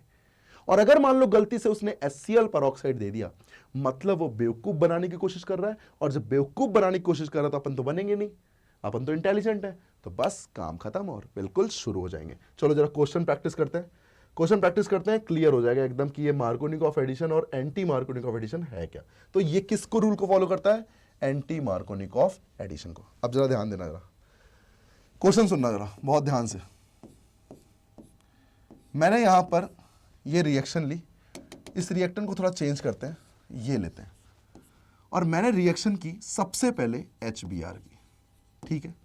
फिर मैंने रिएक्शन की HBr परऑक्साइड की, फिर मैंने रिएक्शन की HCl की, फिर मैंने रिएक्शन की HCl परऑक्साइड के साथ। जरा ध्यान से समझना, अभी पूरा का पूरा क्लियर हो जाएगा। मुझे बताओ जब मैं HBr की रिएक्शन कर रहा हूं तो क्या ये HBr का जो एडिशन है ये आयनिक मैकेनिज्म करने वाला है? और जब ये आयनिक मैकेनिज्म करने वाला है तो मेरे भाई आयनिक मैकेनिज्म में तो शिफ्टिंग भी होगी क्योंकि पॉजिटिव रिंग से अटैच पे बनेगा। फिर शिफ्टिंग में वो बेंजीन नहीं, साइक्लोहेक्सेन के मैथिल, फिर बगल में पॉजिटिव, याद करो बिल्कुल वैसा ही था। फिर शिफ्ट हो जाएगा, टर्शरी पे आ जाएगा, फिर ब्रोमीन जुड़ जाएगा। मतलब अगर मैं इसको बहुत अच्छे से सॉल्व करता तो मुझे एक क्लियर बात समझ में आती कि यहां पर जो ये बनने वाला है ये फाइनली पहले तो ये बनता, फिर शिफ्टिंग होती, शिफ्टिंग के बाद ये 6 मेंबर्ड रिंग बनती, मैथिल कंटेनिंग, बगल में पॉजिटिव आता, फिर वो फाइनली अच्छे वाले पॉजिटिव पे जाता, और फिर वहां पर Br ऐड हो जाता, और फाइनली एक tertiary bromide as a product हमारे पास आ जाता। लेकिन अगर मान लीजिए ये रेडिकल मैकेनिज्म कर रहा है तो भैया रेडिकल में तो शिफ्टिंग नहीं होती है, मतलब ये रेडिकल है और रेडिकल में शिफ्टिंग नहीं होती है, ये एंटी मार्कोनिकॉफ रूल को फॉलो करता है। तो बताओ भैया कहां जोड़ोगे? अच्छी जगह या बेकार जगह? बेकार जगह। तो सिंपल हो जाएगा कि ये रहा 5 मेंबर्ड, ये रहा बेकार जगह, यही ब्रोमीन को ऐड कर दोगे। अच्छा HCl तो वैसे ही कौन सी मैकेनिज्म है? आयनिक। परऑक्साइड बेवकूफ बनाने के लिए लिखा हुआ है, मतलब ये भी क्या है? आयनिक। और आयनिक में तो वही बनेगा, मतलब हर जगह वो टर्शरी आते ही बस वहां पर Cl लगा दोगे क्योंकि यहां पर HCl है, वहां HBr था। मेरे ख्याल से आपको ये परऑक्साइड इफेक्ट और उससे रिलेटेड ये रिएक्शन पूरी तरीके से क्लियर हो गई होगी, और आपको ये भी क्लियर हो गया होगा कि मार्कोनिकॉफ एडिशन क्या है और एंटी मार्कोनिकॉफ एडिशन क्या है। अब हम जो नेक्स्ट करने वाले हैं वो नेक्स्ट रिएक्शन जरा ध्यान से देखिएगा, नेक्स्ट रिएक्शन क्या है। अब जो हम नेक्स्ट शुरू करने वाले हैं उसका नाम है reaction with H2SO4। Reaction with H2SO4 का क्या मतलब है? क्या है यहां पर इलेक्ट्रोफाइल, क्या है यहां पर न्यूक्लियोफाइल, मतलब ये सारी बातें हमें थोड़ा सा कंफ्यूज कर रही होंगी। इसी कंफ्यूजन को दूर करते हैं। चलिए देखिए यहां पर क्या होता है, यहां दो तरीके से कंडीशन आती है बेटा। एक कंडीशन आती है कॉन्सेंट्रेटेड H2SO4 और एक कंडीशन आती है डाइल्यूट मीडियम में H2SO4। देखिए मीडियम का गेम है बेटा, मीडियम का गेम हो रहा है यहां पे। किस मीडियम में लिया जा रहा है, किस तरीके से लिया जा रहा है, ये बहुत डिफरेंट क्रिएट होता है, बहुत डिफरेंस यहां पर समझ में आता है। कैसे, चला देखिएगा। जब हम बात करते हैं किसी एल्कीन की और मैंने रिएक्शन की सबसे पहले कॉन्सेंट्रेटेड H2SO4 के साथ, किसके साथ, कॉन्सेंट्रेटेड H2SO4 के साथ। बेटा कॉन्सेंट्रेटेड का क्या मतलब होता है, कॉन्सेंट्रेटेड का मतलब होता है प्योर, पूरी तरीके से सिर्फ और सिर्फ H2SO4 ही है और कुछ नहीं है। क्या कैसा दिखता है H2SO4, OH S double bond O OH। अगर मैं इस एल्कीन को ब्रेक करूं तो मुझे यहां H पर डेल पॉजिटिव और O पे डेल नेगेटिव दिख रहा है, मतलब वो सारी सेम कंडीशन दिख रही है जैसी हमने पहले देखी थी। बिल्कुल आयनिक मैकेनिज्म, आप बिल्कुल सही कह रहे हैं, आयनिक मैकेनिज्म, मतलब आयनिक मैकेनिज्म को ये फॉलो करेगा और बिल्कुल मार्कोनिकॉफ एडिशन को फॉलो करते हुए H प्लस को अपनी तरफ एक्सेप्ट करेगा और O पे का चार्ज दे देगा, नेगेटिव का चार्ज दे देगा। यहां पर ओवरऑल जो बनता है वो क्या बनता है, एक कार्बोकैटायन, और यहां पर ऑक्सीजन, ध्यान से देखिएगा, यहां पर आपने ऐड किया था हाइड्रोजन को, ठीक है। अब ये पॉजिटिव पे क्या होगा, अब पॉजिटिव पे आएगा न्यूक्लियोफाइल। अच्छा न्यूक्लियोफाइल कौन सा बचा हुआ है, O माइनस SO3H। बेटा जब मेरे पास प्योर मीडियम यही था तो फिर अटैक भी कौन करेगा, यही कार्बोकैटायन बना है, मतलब यहां पर शिफ्टिंग भी हो सकती है, यहां सब कुछ हो सकता है, मतलब शिफ्टिंग भी क्या है यहां पर पॉसिबल है, बिल्कुल पॉसिबल है। बात समझ में आ रही है। अब जरा ध्यान से देखें तो मेरे पास ओवरऑल क्या बन जाएगा, O S double bond O और OH। इस तरीके से SO3H क्या हो जाएगा, फॉर्म हो जाएगा। क्या ये बात जो हुई है वो कहीं ना कहीं कॉन्सेंट्रेटेड मीडियम में हुई है, लेकिन मान लो यही चीज डाइल्यूट मीडियम में होती तो क्या होता। जब हम डाइल्यूट मीडियम की बात करते हैं तो बेटा डाइल्यूट मीडियम में एक खास बात है कि डाइल्यूट का मतलब है किसकी प्रेजेंट आ चुकी है, प्रेजेंस किसकी आ चुकी है, वाटर की। और जब वाटर की प्रेजेंस आती है तो वाटर की प्रेजेंस आने पर मतलब सॉल्वेशन टाइप की चीज लगने वाली है। यहां चीजें थोड़ा बदलती हैं, जरा ध्यान से सुनना बदलती कैसे। अब जब मैं यहां पर एल्कीन के साथ डाइल्यूट मीडियम में H2SO4 लूंगा, इसका मतलब कहीं ना कहीं अब ये प्योर नहीं रहा, अब यहां वाटर की प्रेजेंस है, वाटर का कुछ परसेंटेज है, मतलब ये जो H2SO4 है या कुछ इस तरीके से दिखने वाला है और मेरे पास जो वाटर है वो कहीं ना कहीं कुछ इस तरीके से दिखने वाला है। ठीक है भाई, अब अगर ध्यान से देखो तो यार मुझे बताओ कहां से उसे H लेना चाहिए। भाई दो चीज प्रेजेंट है लेकिन उसे H कहां से लेना चाहिए, अगर मुझे ये क्लियर हो गया तो फिर रिएक्शन मुझे क्लियर हो जाएगी। एक बात बताओ, H तो वही देगा ना जो अच्छा एसिड हो। यार अगर इसने H रिलीज किया तो O पे नेगेटिव आएगा और अगर इसने H रिलीज किया तो O पे नेगेटिव इस पे आएगा, मतलब ये O का नेगेटिव कहीं ना कहीं रेजोनेंस क्रिएट करेगा। O नेगेटिव के साथ O का रेजोनेंस होगा जो कि एक स्टेबल नेगेटिव है। मतलब सर इलेक्ट्रोफाइल की तरह तो ये H ही आने वाला है और O पे क्या आने वाला है, नेगेटिव। मतलब एक चीज तो समझ में आ गई कि यहां पॉजिटिव लगेगा और ये जो H है ये एक्चुअल में किसका है, ये H2SO4 का है। ये तो कंफर्म बता गई, मतलब H comes from H2SO4। अगर मैं बात करूं किसकी, वाटर की, तो एक बात बताओ, अब मेरे पास जो न्यूक्लियोफाइल प्रेजेंट है वो कहीं ना कहीं O माइनस SO3H है और कहीं ना कहीं वाटर प्रेजेंट है। बताओ यहां पर लोकलाइज्ड कौन है जो अच्छे से अटैक कर सकता है, O माइनस SO3H या फिर वाटर। तो यहां पर एक बात क्लियर आई कि सर यहां जो O नेगेटिव है ये तो रेजोनेंस कर रहा है, ये तो खुद में डीलोकलाइज हो रहा है, तो ये तो अटैक नहीं करेगा। जो लोकलाइज है उसकी बेसिक स्ट्रेंथ अच्छी होगी, मतलब ये OH का जो एडिशन है, जो OH आ रहा है वो वाटर से आ रहा है। वो किससे आ रहा है, वाटर से। ये कहानी आती है।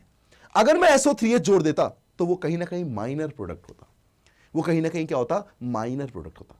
लेकिन मैं यहां किसे ऐड कर रहा हूं, मैं यहां OH को ऐड कर रहा हूं। तो पूरी की पूरी कहानी में जो H और OH का एडिशन हुआ है वो वाटर से नहीं हुआ है। H आया है H2SO4 से और OH आया है, OH comes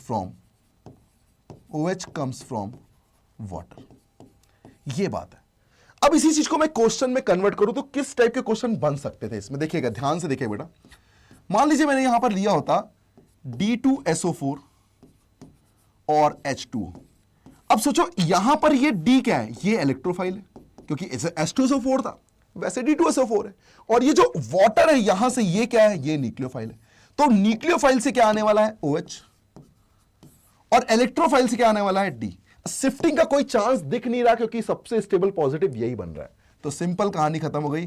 पॉजिटिव क्या टूटेगा, D पे जाएगा, पॉजिटिव लगेगा, D ऐड हो चुका है। और अब वाटर जब अटैक करेगा तो मेरे भाई क्या जुड़ना चाहिए, OH जुड़ना चाहिए। क्या जुड़ना चाहिए, OH। और इस तरीके से एक मेजर प्रोडक्ट यहां पर फॉर्म हो जाएगा। ये कहानी है किसकी, ये कहानी है D+ और H2O की। इसी को कुछ लोग ऐसे भी सॉल्व कर सकते हैं कि अगर मान लीजिए सर ऐसा दिया हो H+ और वाटर, सेम कहानी है। पहले ये H+ लेगा, फिर उसके बाद वाटर क्या करेगा, as a nucleophile positive pay attack कर देगा। मतलब फाइनली इस पॉजिटिव पे अटैक कौन करने वाला है, वाटर। और जब वाटर न्यूक्लियोफिलिक अटैक करेगा तो मुझे बताओ यहां पर क्या बनेगा, OH। अब यही कहानी मैं अगर थोड़ा सा और चेंज कर दूं, लो मान लो सर मेरे पास यहां पर थोड़ा सा शिफ्टिंग भी करा देते हैं। यहां पर है D+ और यहां पर है वाटर। तो सबसे पहले क्या आएगा, D+। क्या ये कहीं ना कहीं एक एसिड कैटलिस्ट रिएक्शन भी हो सकती है। एसिड कैटलिस्ट क्यों बोल रहा हूं, क्योंकि कहीं ना कहीं एक एसिड कैटलिस्ट का यूज किया जा रहा है, इसलिए यहां कौन सी रिएक्शन है, एक एसिड कैटलिस्ट की रिएक्शन भी प्रोसीड हो सकती है। अब क्या होता है यहां पर, जैसे ही आपने D को जोड़ा तो भैया पॉजिटिव बनेगा, D जुड़ चुका है।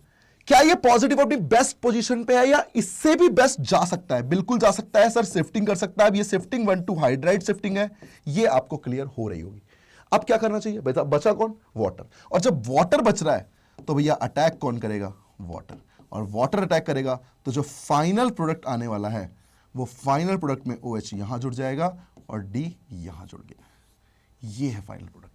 तो इस तरीके से हम रिएक्शन मैकेनिज्म के एसिड कैटलिस्ट या फिर डाइल्यूट H2SO4 या फिर कॉन्सेंट्रेटेड H2SO4 की सारी कहानी हम यहां से समझ सकते हैं कि ये पूरी की पूरी कहानी इस तरीके से प्रोसीड हुई है। ये है पूरी की पूरी कहानी। बात समझ में आ रही है आपको? चलिए आगे बढ़ते हैं। अगला जो अपना टॉपिक है वो है एडिशन ऑफ X2। अब ध्यान से सुनना, एडिशन ऑफ X2 के पहले छोटी सी कहानी। वो छोटी सी कहानी क्या है? वो छोटी सी कहानी है, सबसे पहले मैं आपको बताऊंगा क्लासिकल कार्बोकैटायन, और दूसरा मैं आपको बताने वाला हूं नॉन क्लासिकल कार्बोकैटायन।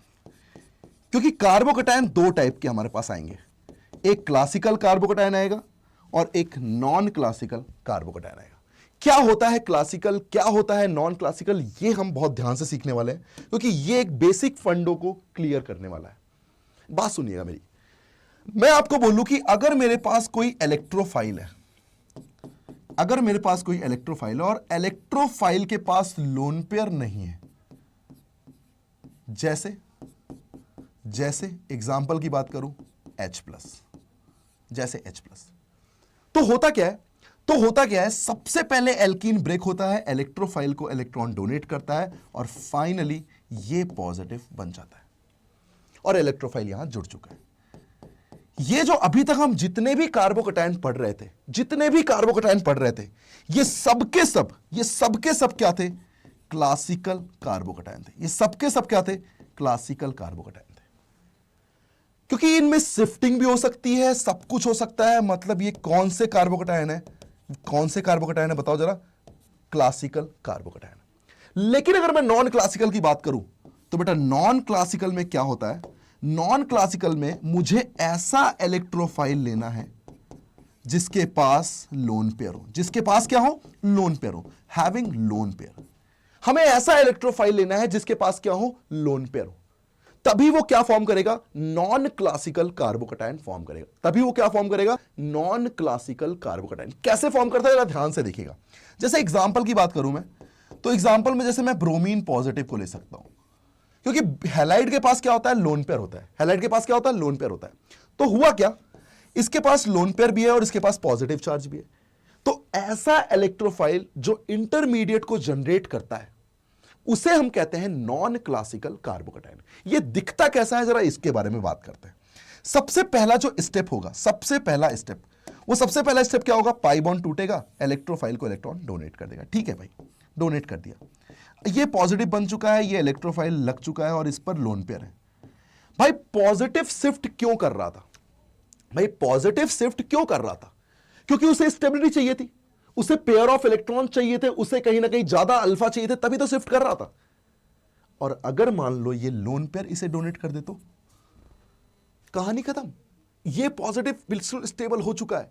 मतलब ये एक साइक्लिक स्ट्रक्चर को फॉर्म करता है और इसी साइक्लिक स्ट्रक्चर के कार्बोकैटायन को हम बोलते हैं नॉन क्लासिकल कार्बोकैटायन। और जब नॉन क्लासिकल कार्बोकैटायन है मेरे भाई, तो बताओ क्या नॉन क्लासिकल कार्बोकैटायन में शिफ्टिंग होगी? कभी शिफ्टिंग नहीं होगी, शिफ्टिंग कभी नहीं होगी, शिफ्टिंग इज नॉट पॉसिबल। ये खास बताती है। तो अब जो होगा, अब जो न्यूक्लियोफाइल होगा वो कहां ऐड होगा, वो कहां ऐड होगा? भाई यहां तो न्यूक्लियोफाइल चलो यहीं ऐड हो गया, शिफ्टिंग किया और बेस्ट न्यूक्लियोफाइल को ऐड कर दिया। लेकिन यहां क्या होगा, यहां पर अब इस साइक्लिक ट्रांजिशन स्टेट को ब्रेक करेगा और जहां पॉजिटिव अच्छा होगा वहीं जाके न्यूक्लियोफाइल ऐड हो जाएगा। मतलब सोचो, जिस पाई बॉन्ड को तुम लेकर गए हो ना, उसके एक छोर पे इलेक्ट्रोफाइल, एक छोर पे न्यूक्लियोफाइल। बस अच्छी जगह पे क्या लगेगा? न्यूक्लियोफाइल। बेकार जगह पे इलेक्ट्रोफाइल, क्योंकि भैया पॉजिटिव और नेगेटिव बन रहा है, पॉजिटिव अच्छी जगह लगेगा यार, वहीं न्यूक्लियोफाइल ऐड होगा। मतलब कहानी में सब कुछ वही है, बस एक ही डिफरेंस है, यहां शिफ्टिंग होती है और नॉन क्लासिकल में शिफ्टिंग नहीं होती है। अब एक छोटी सी और एक बात बताता हूं, जब मैं इस प्रोसीजर पे न्यूक्लियोफाइल को ऐड करूंगा तो एक बात बताओ, ये न्यूक्लियोफाइल का जो एडिशन अच्छे पॉजिटिव पे होगा, बेटा यार ये एक साइक्लिक ट्रांजिशन स्टेट है, ये इलेक्ट्रोफाइल है, अगर ये बल्की ग्रुप में लगा हुआ है, लोन पेयर कंटेनिंग ग्रुप है, तो रिपल्शन भी तो करेगा। मतलब इसे करना चाहिए बैक अटैक, इसे करना चाहिए पीछे से अटैक, इसीलिए एंटी एडिशन को फॉलो करता है। किस एडिशन को फॉलो करता है? एंटी एडिशन को ये फॉलो करता है। ये कहानी आती है किसकी? ये कहानी आती है नॉन क्लासिकल कार्बोकैटायन की। तो नॉन क्लासिकल कार्बोकैटायन में दो चीजें समझने वाली हैं। पहली कि भैया यहां शिफ्टिंग नहीं होती है, यहां एक साइक्लिक ट्रांजिशन स्टेट बनती है। दूसरी, जो एडिशन फॉलो करता है ये एंटी एडिशन फॉलो करता है। मतलब अगर इलेक्ट्रोफाइल वेज पे है तो फिर न्यूक्लियोफाइल डैश पे आएगा, अगर इलेक्ट्रोफाइल डैश पे है तो न्यूक्लियोफाइल वेज पे आएगा। ये कहानी है किसकी? नॉन क्लासिकल की। और यही रिएक्शन हम पढ़ने वाले हैं, एडिशन ऑफ X2। अब ध्यान से सुनना इस एडिशन ऑफ X2 की कहानी को, बहुत ध्यान से समझना बेटा, इस एडिशन ऑफ X2 की कहानी को समझिएगा। अब बात करते हैं कि जब हम यहां पर पहले प्रोसीजर की बात कर रहे हैं कि एडिशन ऑफ X2, ध्यान से सुनिएगा, addition of X2 in the presence of non polar solvent, in the presence of non polar solvent. हम दो लेने वाले हैं, एक हम लेने वाले हैं पोलर सॉल्वेंट और एक हम लेने वाले हैं नॉन पोलर सॉल्वेंट। एक हम लेने वाले हैं पोलर सॉल्वेंट, एक हम लेने वाले हैं नॉन पोलर सॉल्वेंट। सबसे पहले मैं बात कर रहा हूं किसकी? नॉन पोलर सॉल्वेंट की। मतलब मान लो रिएक्शन हो रही है Br2 in the presence of CCl4, ये रिएक्शन है और मैंने रिएक्शन की है एक एल्कीन के साथ, क्योंकि मुझे वही काम करना है भाई, वही काम करना है। ठीक है भाई, समझ में आता है। क्या करना चाहिए सर? पहले मैंने देखा कि यार नॉन पोलर सॉल्वेंट तो वैसे ही कुछ नहीं क्रिएट करेगा, कोई डिस्टर्बेंस क्रिएट नहीं करेगा, कोई चार्ज नहीं है, तो पूरी की पूरी कहानी में कौन आने वाला है? पूरी की पूरी कहानी में Br और Br आने वाले हैं। तो जरा मैकेनिज्म पार्ट को ध्यान से देखिएगा। मैकेनिज्म पार्ट क्या कहती है? मैकेनिज्म पार्ट ये कहती है कि जैसे ही मैं इस एल्कीन के थ्रू Br और Br के साथ रिएक्शन करूंगा तो कहीं पर डेल पॉजिटिव होगा, कहीं पर डेल नेगेटिव होगा। ये जो पाई बॉन्ड टूटते हैं ये पहले ब्रोमीन पर अटैक करेंगे। क्या ब्रोमीन एक ऐसा इलेक्ट्रोफाइल है जिसके पास लोन पेयर है? बिल्कुल सर। मतलब क्या हुआ सर कि ये पॉजिटिव तो बनेगा, ये ब्रोमीन तो ऐड होगा, लेकिन लोन पेयर प्रेजेंट है, इसलिए ये नॉन क्लासिकल कार्बोकैटायन बना देगा। क्या बना देगा? Non classical carbocation. इसी को हम बोलते हैं हेलोनियम आयन। क्या बोलते हैं इसको हम? हेलोनियम आयन। ईएम का मतलब होता है पॉजिटिव, ईएन का मतलब क्या होता है? पॉजिटिव। तो हेलोजन पे पॉजिटिव लगा, मतलब क्या बन रहा है? हेलोनियम आयन बन रहा है। क्या बन रहा है? हेलोनियम आयन। अब क्या होगा? अब आएगा न्यूक्लियोफाइल का अटैक, जो कि है कौन? Br-। मैंने आपसे क्या बोला कि नॉन क्लासिकल कार्बोकैटायन में शिफ्टिंग नहीं होगी, क्योंकि जो चाहिए था वो लोन पेयर ने दे दिया है। अब ये अटैक करता है बैक अटैक, और ब्रोमीन को क्या करेगा? बाहर निकाल देगा। मतलब अगर ये पीछे से अटैक कर रहा है, डैश से अटैक कर रहा है, तो ऊपर वेज में आ जाएगा। अगर ये वेज से अटैक कर रहा होता तो ये ब्रोमीन फिर डैश में चला जाता। मतलब कहने का मतलब ये हुआ मेरे भाई कि अगर एक ब्रोमीन वेज पे है तो दूसरा कहां है, डैश पे है। और अगर यही चीज मैं रिवर्स करता तो भाई साहब एक ब्रोमीन अगर डैश पे होता तो फिर दूसरा कहां हो जाता, वेज पे हो जाता। ये कहानी आती है पूरी की पूरी। तो इस तरीके से आप पूरा समझो कि भैया यहां पर एग्जैक्टली क्या हुआ है। एग्जैक्टली यहां पर एक एंटी एडिशन फॉलो हुआ है, और एंटी एडिशन को फॉलो करते हुए मैंने यहां पर क्या किया है, इस तरीके से एक प्रोडक्ट फॉर्म कर लिया है, इस तरीके से एक प्रोडक्ट को फॉर्म कर लिया है। तो बताओ मुझे, क्या ये Br2CCl4 हो या Cl2CCl4 हो, तो अपन कर सकते हैं, बिल्कुल कर सकते हैं भाई। बात समझ में आ रही है? अब जरा एक बेसिक फंडा समझना। मान लो यही रिएक्शन कहीं ना कहीं इसके साथ हो रही होती है, बहुत ध्यान से समझना बेटा। तो मुझे पता है कि मेरे भाई जब मैं Br2CCl4 की रिएक्शन करूंगा, जब मैं किसकी रिएक्शन कर रहा हूं, Br2CCl4 की, तो मुझे पता है कि यार सब कुछ Br ही ऐड होने वाले हैं, कोई यहां पर शिफ्टिंग नहीं होगी। तो अगर एक ब्रोमीन वेज में आ रहा है तो दूसरा कहां आ जाएगा, डैश में। इसी का अगर मिरर इमेज की बात करूं तो बिल्कुल सही बात है, अगर एक डैश में आ रहा है तो फिर दूसरा कहां आ जाएगा, वेज में आ जाएगा। दूसरा कहां आ जाएगा, वेज में आ जाएगा। ये कहानी आती है। अब यहीं पर मान लो मैंने थोड़ा सा और अच्छे कॉन्सेप्ट की बात की, सिस 2 ब्यूटीन ले रहा हूं मैं, ध्यान से सुनना। अब सिस 2 ब्यूटीन ले रहा हूं और रिएक्शन कर रहा हूं मैं Br2CCl4 के साथ। किसके साथ रिएक्शन कर रहा हूं, Br2CCl4 के साथ। अब जब मैं Br2CCl4 के साथ रिएक्शन कर रहा हूं तो जरा ध्यान देके बताओ मुझे, सिस 2 ब्यूटीन है बेटा, सिस फॉर्म में है और सिस 2 ब्यूटीन की बात कर रहा हूं। मतलब क्या हुआ सर, मतलब हुआ ये है सिस 2 ब्यूटीन। अगर मैं Br और Br को ऐड करता तो फाइनली मुझे पता है कहीं ना कहीं नॉन क्लासिकल कार्बोकेटायन बनता। एक Br वेज में आता तो दूसरा कहां आता, डैश में। क्या यही कहानी इसके साथ कहीं ना कहीं डैश और वेज में भी कन्वर्ट होती, मतलब एक डैश में हो गया तो दूसरा कहां हो गया, वेज में हो गया। अब मान लो किसी ने कहा कि इसको तुम फिशर फॉर्म में बनाना है। किस फॉर्म में बनाना है, फिशर फॉर्म में बनाना है। तो यार फिशर फॉर्म में बनाने का मतलब क्या हुआ, फिशर फॉर्म में बनाने का मतलब यह हुआ कि क्या तुम्हें इस गिवन प्रोडक्ट में कोई सिमेट्री दिख रही है क्या, नहीं, कोई पीयूएस नहीं है, क्योंकि सर यहां पर एक वेज है, एक डैश है। मतलब फिशर फॉर्म में अगर बनाऊंगा तो वहां भी सिमेट्री नहीं आनी चाहिए। सही बात है सर।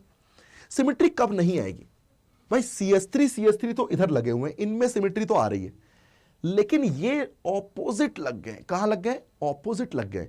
मतलब सर फिशर फॉर्म में आप जब ये CH3 और ये CH3 लोगे और बीच में जो एल्कीन थी, आप यहां पर Br और Br को ऐड करोगे, तो क्या आप उसे सेम साइड में ऐड करोगे या ऑपोजिट साइड में ऐड करोगे, ऑपोजिट साइड में, तभी तो सिमेट्री नहीं आएगी। और ये रहा H, ये रहा H। बताओ मुझे, क्या यहां सिमेट्री नहीं है तो इसका मिरर इमेज भी पॉसिबल है। मतलब ये पेयर ऑफ मिक्सचर, क्या ये रेसिमिक मिक्सचर फॉर्म करने वाले हैं, क्या फॉर्म करने वाले हैं, रेसिमिक मिक्सचर फॉर्म करने वाले हैं। ये कहानी बैठती है। तो जब भी मेरे पास सिस की बात आए, और कौन सा एडिशन कर रहा हूं मैं, कौन सा एडिशन कर रहा हूं मैं कर रहा हूं एंटी एडिशन। मैं कौन सा एडिशन कर रहा हूं, टी एडिशन कर रहा हूं। कौन सा एडिशन कर रहा हूं, एंटी एडिशन कर रहा हूं। ये खास बात है। तो एंटी एडिशन में सिस फॉर्म के साथ जब मैं कभी भी ये रिएक्शन करूंगा तो फिशर फॉर्म में चीजें ऑपोजिट ऐड होंगी। चीजें कहां ऐड होंगी, ऑपोजिट ऐड होंगी। मतलब अगर मैं इसको एग्जांपल के तौर पे, मान लो ये सिस फॉर्म फेनिल और CH3 का होता, तो मेरे भाई Br2CCl4 तो अभी भी ऐड होता। अभी भी Br कहीं ना कहीं कहां ऐड होते, ऑपोजिट साइड में ही ऐड होते। और जब ऑपोजिट साइड में ही ऐड होते तो भाई मुझे क्या पता कौन सा Br फेनिल पे ऐड हो रहा है, दोनों ही तो Br है, तो कहीं भी किसी को भी जोड़ दो, ये लो, बन गया प्रोडक्ट, खत्म, एक ही बार में प्रोडक्ट बन गया। तो इसीलिए मैं इसको ऐसे पढ़ाता हूं कि सिस फॉर्म है, एंटी एडिशन है, तो बेटा यहां पर क्या इसका मिरर इमेज भी पॉसिबल था, जो कि पेयर ऑफ मिक्सचर एक रेसिमिक मिक्सचर को फॉर्म करेंगे। किसको फॉर्म करेंगे, एक रेसिमिक मिक्सचर को फॉर्म करेंगे। और रेसिमिक मिक्सचर को आज के बाद मैं क्या बोलूंगा, ऑपोजिट साइड। क्या बोलूंगा, ऑपोजिट साइड। तभी तो सिमेट्री नहीं आएगी, तभी तो मिरर इमेज आएगा, और तभी मैं बोल पाऊंगा ये क्या है, रेसिमिक मिक्सचर है। ये खास बात आती है। अब सोचो अगर यहां पर मैं इसे बनाना चाहता तो क्या मैं इस वर्ड को ऐसे लिख सकता हूं। देखिए जरा कि वर्ड क्या है, ये वर्ड है कार। बहुत इजी सा वर्ड है, C फॉर सिस, देखिए ध्यान से, C for cis, A for anti addition and R for racemic mixture. Cis alkene के साथ एंटी एडिशन करोगे तो क्या बनेगा? रैसेमिक मिक्सचर बनेगा। क्या बनेगा? रैसेमिक मिक्सचर बनेगा। और रैसेमिक का मतलब आज के बाद क्या है? Opposite side. क्या बात है? Opposite side. बताओ यहां प्रोडक्ट कितने बनेंगे? 2 प्रोडक्ट्स, क्योंकि यहां सिमेट्री नहीं है, और सिमेट्री नहीं है तो उसके साथ उसका मिरर इमेज जरूर आता है बेटा। अब आते हैं इसके ट्रांसफॉर्म में। जरा ट्रांसफॉर्म को देखिएगा। मान लो मेरे पास ट्रांस 2 ब्यूटीन है और मैंने यहां पर Br2CCl4 किया, ठीक। अच्छा, Br2CCl4 करने पर प्रॉब्लम नहीं है। प्रॉब्लम है जब मैं इसको वेज और डैश में बनाऊंगा तो एक ब्रोमीन तो आएगा वेज में और दूसरा कहां आएगा? डैश में। ध्यान से देखो, जब मैंने सिस किया था ना, सिस, तो वहां कोई सिमेट्री नहीं थी, ना प्लेन ऑफ सिमेट्री ना सेंटर ऑफ सिमेट्री। लेकिन जब मैं ट्रांस में कर रहा हूं तो ट्रांस में खास बात आ रही है, सेंटर ऑफ सिमेट्री। मतलब ये एक सिमेट्रिकल कंपाउंड को फॉर्म कर रहा है भाई। और सिमेट्रिकल कंपाउंड 2 कायरल सेंटर के साथ, क्या ये मीजो कंपाउंड कहलाते हैं? क्या ये मीजो कंपाउंड कहलाते हैं? अब सोचो, अगर मुझे इसे फिशर फॉर्म में बनाना होता, अगर मुझे इसे फिशर फॉर्म में बनाना होता तो बेटा फिशर फॉर्म में, क्या फिशर फॉर्म में एक बात क्लियर है कि वहां पर चीजें सिमेट्रिकल बनती। वहां पर चीजें क्या बनती? सिमेट्रिकल। और सिमेट्रिकल का मतलब क्या है? क्या वो ब्रोमीन और ब्रोमीन सेम साइड लगाता या ऑपोजिट साइड? बेटा ऑपोजिट ही लगाते तो सिमेट्री नहीं आएगी, तो उसे लगाओ सेम साइड। यही तो दिमाग कहता है, यही तो दिमाग कहता है। मतलब अब जो फिशर फॉर्म है वो कुछ इस तरीके से। बेटा जेई कभी वेज डैश नहीं पूछेगा। जेई जिस दिन पूछेगा ना, वो उस दिन फिशर फॉर्म पूछेगा, और उस दिन तुम्हें मेरी बात याद आएगी कि भैया सर ने बिल्कुल खतरनाक पढ़ाया था वहां पे। ये बात ध्यान आने वाली है। तो अब सुनना इसकी पूरी कहानी। क्या ये मीजो एक सिमेट्रिकल कंपाउंड है? मतलब अब मैं इसे हमेशा क्या बोलूंगा? Same side. मैं इसे हमेशा क्या बोलूंगा? Same side. मान लो ये ट्रांस मैथिल मैथिल का नहीं होता, मान लो ये ट्रांस मैथिल मैथिल का नहीं होता। भैया मैथिल मैथिल का तो पूरी तरीके से सिमेट्री दिख रही है, पूरी तरीके से सिमेट्रिकल दिख रहा है। लेकिन अगर ये मैथिल और फेनिल का होता तो यार जुड़ता तो ब्रोमीन ऐसे ही, लेकिन मैथिल और फेनिल की वजह से सिमेट्री रुक जाती, और सिमेट्री रुक जाती तो मिरर इमेज भी लेता। मतलब दिमाग का गेम है। मैं वहां एक प्रोडक्ट नहीं बोलता, ऐसे केसेस में तो क्या है? Single product. क्यों? क्योंकि मीजो का मिरर इमेज क्या होता है? मीजो का मिरर इमेज क्या होता है? आइडेंटिकल होता है, आइडेंटिकल होता है। लेकिन एग्जैक्टली मीजो होना चाहिए। मैं तो इस ट्रिक को समझ रहा हूं कि भैया ये कहां जोड़ोगे? सेम साइड जोड़ोगे, बस ये कहानी है। तो अब देखना जरा ध्यान से, अब देखना जरा ध्यान से, पूरा क्लियर होने वाला है। अब मान लो ये फेनिल और मैथिल होता है, तो ये ट्रांस में ना, है तो ये ट्रांस में ही ना भाई। इसका मतलब सर अब जो फिशर फॉर्म में बनाऊंगा मैं बीआर को तो सेम साइड जोड़ूंगा, लेकिन अब मैं उसे फेनिल और मैथिल बोलूंगा, और लास्ट में जब मैं चेक करूंगा तो सर यहां तो प्योर सिमेट्री नहीं है। मतलब सर मिरर इमेज भी आएगा, फिशर फॉर्म भी बन गया, और टोटल प्रोडक्ट भी अपन ने इजीली निकाल लिया विद इन अ सेकेंड। ये कहानी है इसकी, ये कहानी बसती है। तो इस तरीके से अपने को सीखना है इसे। तो बताओ, सिस के साथ एंटी था तो रेसमिक आ गया था कार, एक याद रख सकते हो। अब सिस को कर दो ट्रांस, एंटी एडिशन है तो रेसमिक तो नहीं बनना चाहिए, क्या बनना चाहिए? मीजो। ये लो, इसी से पूरी कहानी क्लियर हो जाएगी, इसी से पूरी की पूरी कहानी क्लियर हो जाएगी। तो एक याद रखो कार, उससे सारे बन जाएंगे, उससे सारे के सारे बन जाएंगे बेटा, मैं आपको बता रहा हूं। इसलिए बहुत ही ध्यान से इसको करना है, ठीक है? समझ में आ गया? चलिए आगे की बात करते हैं। अब मेरा क्वेश्चन सुनना, क्वेश्चन 2-3 क्वेश्चन पूछता हूं इसी से रिलेटेड, ध्यान देना बेटा। मेरा क्वेश्चन यह है कि मैंने यहां Cl2CCl4 से रिएक्शन की है, और जो प्रोडक्ट बना है वो है एथिल, मैथिल और ClCl का। क्या ये सेम साइड है? क्या ये मीजो टाइप है? सिस में तो रेसमिक बनता था, ट्रांस में मीजो बनता था। ओ भाई साहब, मतलब ये मैथिल और एथिल का ट्रांसफॉर्म, ये पूछा जाएगा, ये पूछा जाने वाला क्वेश्चन। मान लो यहीं पर मैंने आपसे बोला होता Br2CCl4 है, और मैंने यहां रख दिया फेनिल और फेनिल, और यहां मैंने Br और Br रख दिया, और ये H और H है। मैंने कहा तो सेम साइड है, सेम साइड है, ये तो मीजो है, मीजो बनता था ट्रांस में। और भैया ट्रांस किसके किसके बीच है? फेनिल और फेनिल के बीच। ये लो, कहानी में फेनिल और फेनिल आ गया, ये है कहानी। मान लो यहीं पर मैं चीजों को थोड़ा सा चेंज करता, यहां पर है Br2CCl4 और मैंने यहां लिया फेनिल और फेनिल, और अब मैं Br और Br को ऑपोजिट रख रहा हूं। Br और Br को क्या रख रहा हूं? ऑपोजिट रख रहा हूं। और जब मैं ऑपोजिट रख रहा हूं तो कहीं ना कहीं ये क्या है? ये रेसिमिक मिक्सचर है। और रेसिमिक मिक्सचर किस में बनता है? रेसिमिक मिक्सचर बनता है सिस फॉर्म में। तो मेरे भाई पक्की बात है, ये सिस फॉर्म किसके किसके बीच की कहानी होगी? फेनिल और फेनिल की। ये है क्वेश्चन का टाइप, ये है क्वेश्चन का टाइप। बात समझ रहे हो आप मेरी? ये है क्वेश्चन का टाइप। अब बताओ, फाइनल एक क्वेश्चन करेंगे और आपको उसका आंसर देना है भाई, आपको उसका आंसर देना है। मैंने ट्रांस लिया फेनिल और फेनिल का, ठीक, रिएक्शन कर रहा हूं Br2CCl4 के साथ, ट्रांस एंटी मीजो। और ये यार फेनिल फेनिल एग्जैक्टली सेम है, मतलब पूरी तरीके से मीजो बनने वाला है और पूरी तरीके से मीजो है भैया। Br तो सेम ही साइड ऐड होंगे, इनमें तो टेंशन ही नहीं है चाहे कुछ भी हो। और अब जब पूरी तरीके से मीजो है तो भैया सिंगल प्रोडक्ट ही बनेगा, क्योंकि सिंगल प्रोडक्ट क्यों बन रहा है? क्योंकि पूरी तरीके से क्या है? मीजो है। तो ये पूछा जाता है कि बताओ सिंगल प्रोडक्ट बन रहा है या फिर डबल प्रोडक्ट बन रहा है। अच्छा, यहां मैं पूछता तो क्या इसके साथ इसका मिरर इमेज होता? बिल्कुल होता, क्योंकि सर सिमेट्री नहीं है, और सिमेट्री नहीं है तो मिरर इमेज जरूर होगा। ये हमेशा पेयर में आते हैं, ये हमेशा किस में आते हैं? पेयर में आते हैं। तो इस तरीके से हम नंबर ऑफ प्रोडक्ट्स को आसानी से बता सकते हैं, नंबर ऑफ प्रोडक्ट को आसानी से बता सकते हैं। बात समझ में आ गई? चलिए जरा कुछ और पढ़ते हैं यहां पे।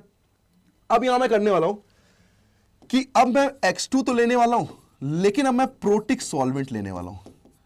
यहां पर मैं पोलर सॉल्वेंट, प्रोटिक की बात कर रहा हूं, पोलर सॉल्वेंट लेने वाला हूं, क्योंकि अभी तक मैंने क्या लिया था? Non polar. अब समझना जब पोलर सॉल्वेंट की कहानी समझना, क्योंकि ये कहानी बहुत इंपॉर्टेंट है। देखो, जब मेरे पास ब्रोमीन और ब्रोमीन जुड़ना था तो टेंशन नहीं थी। क्यों टेंशन नहीं थी?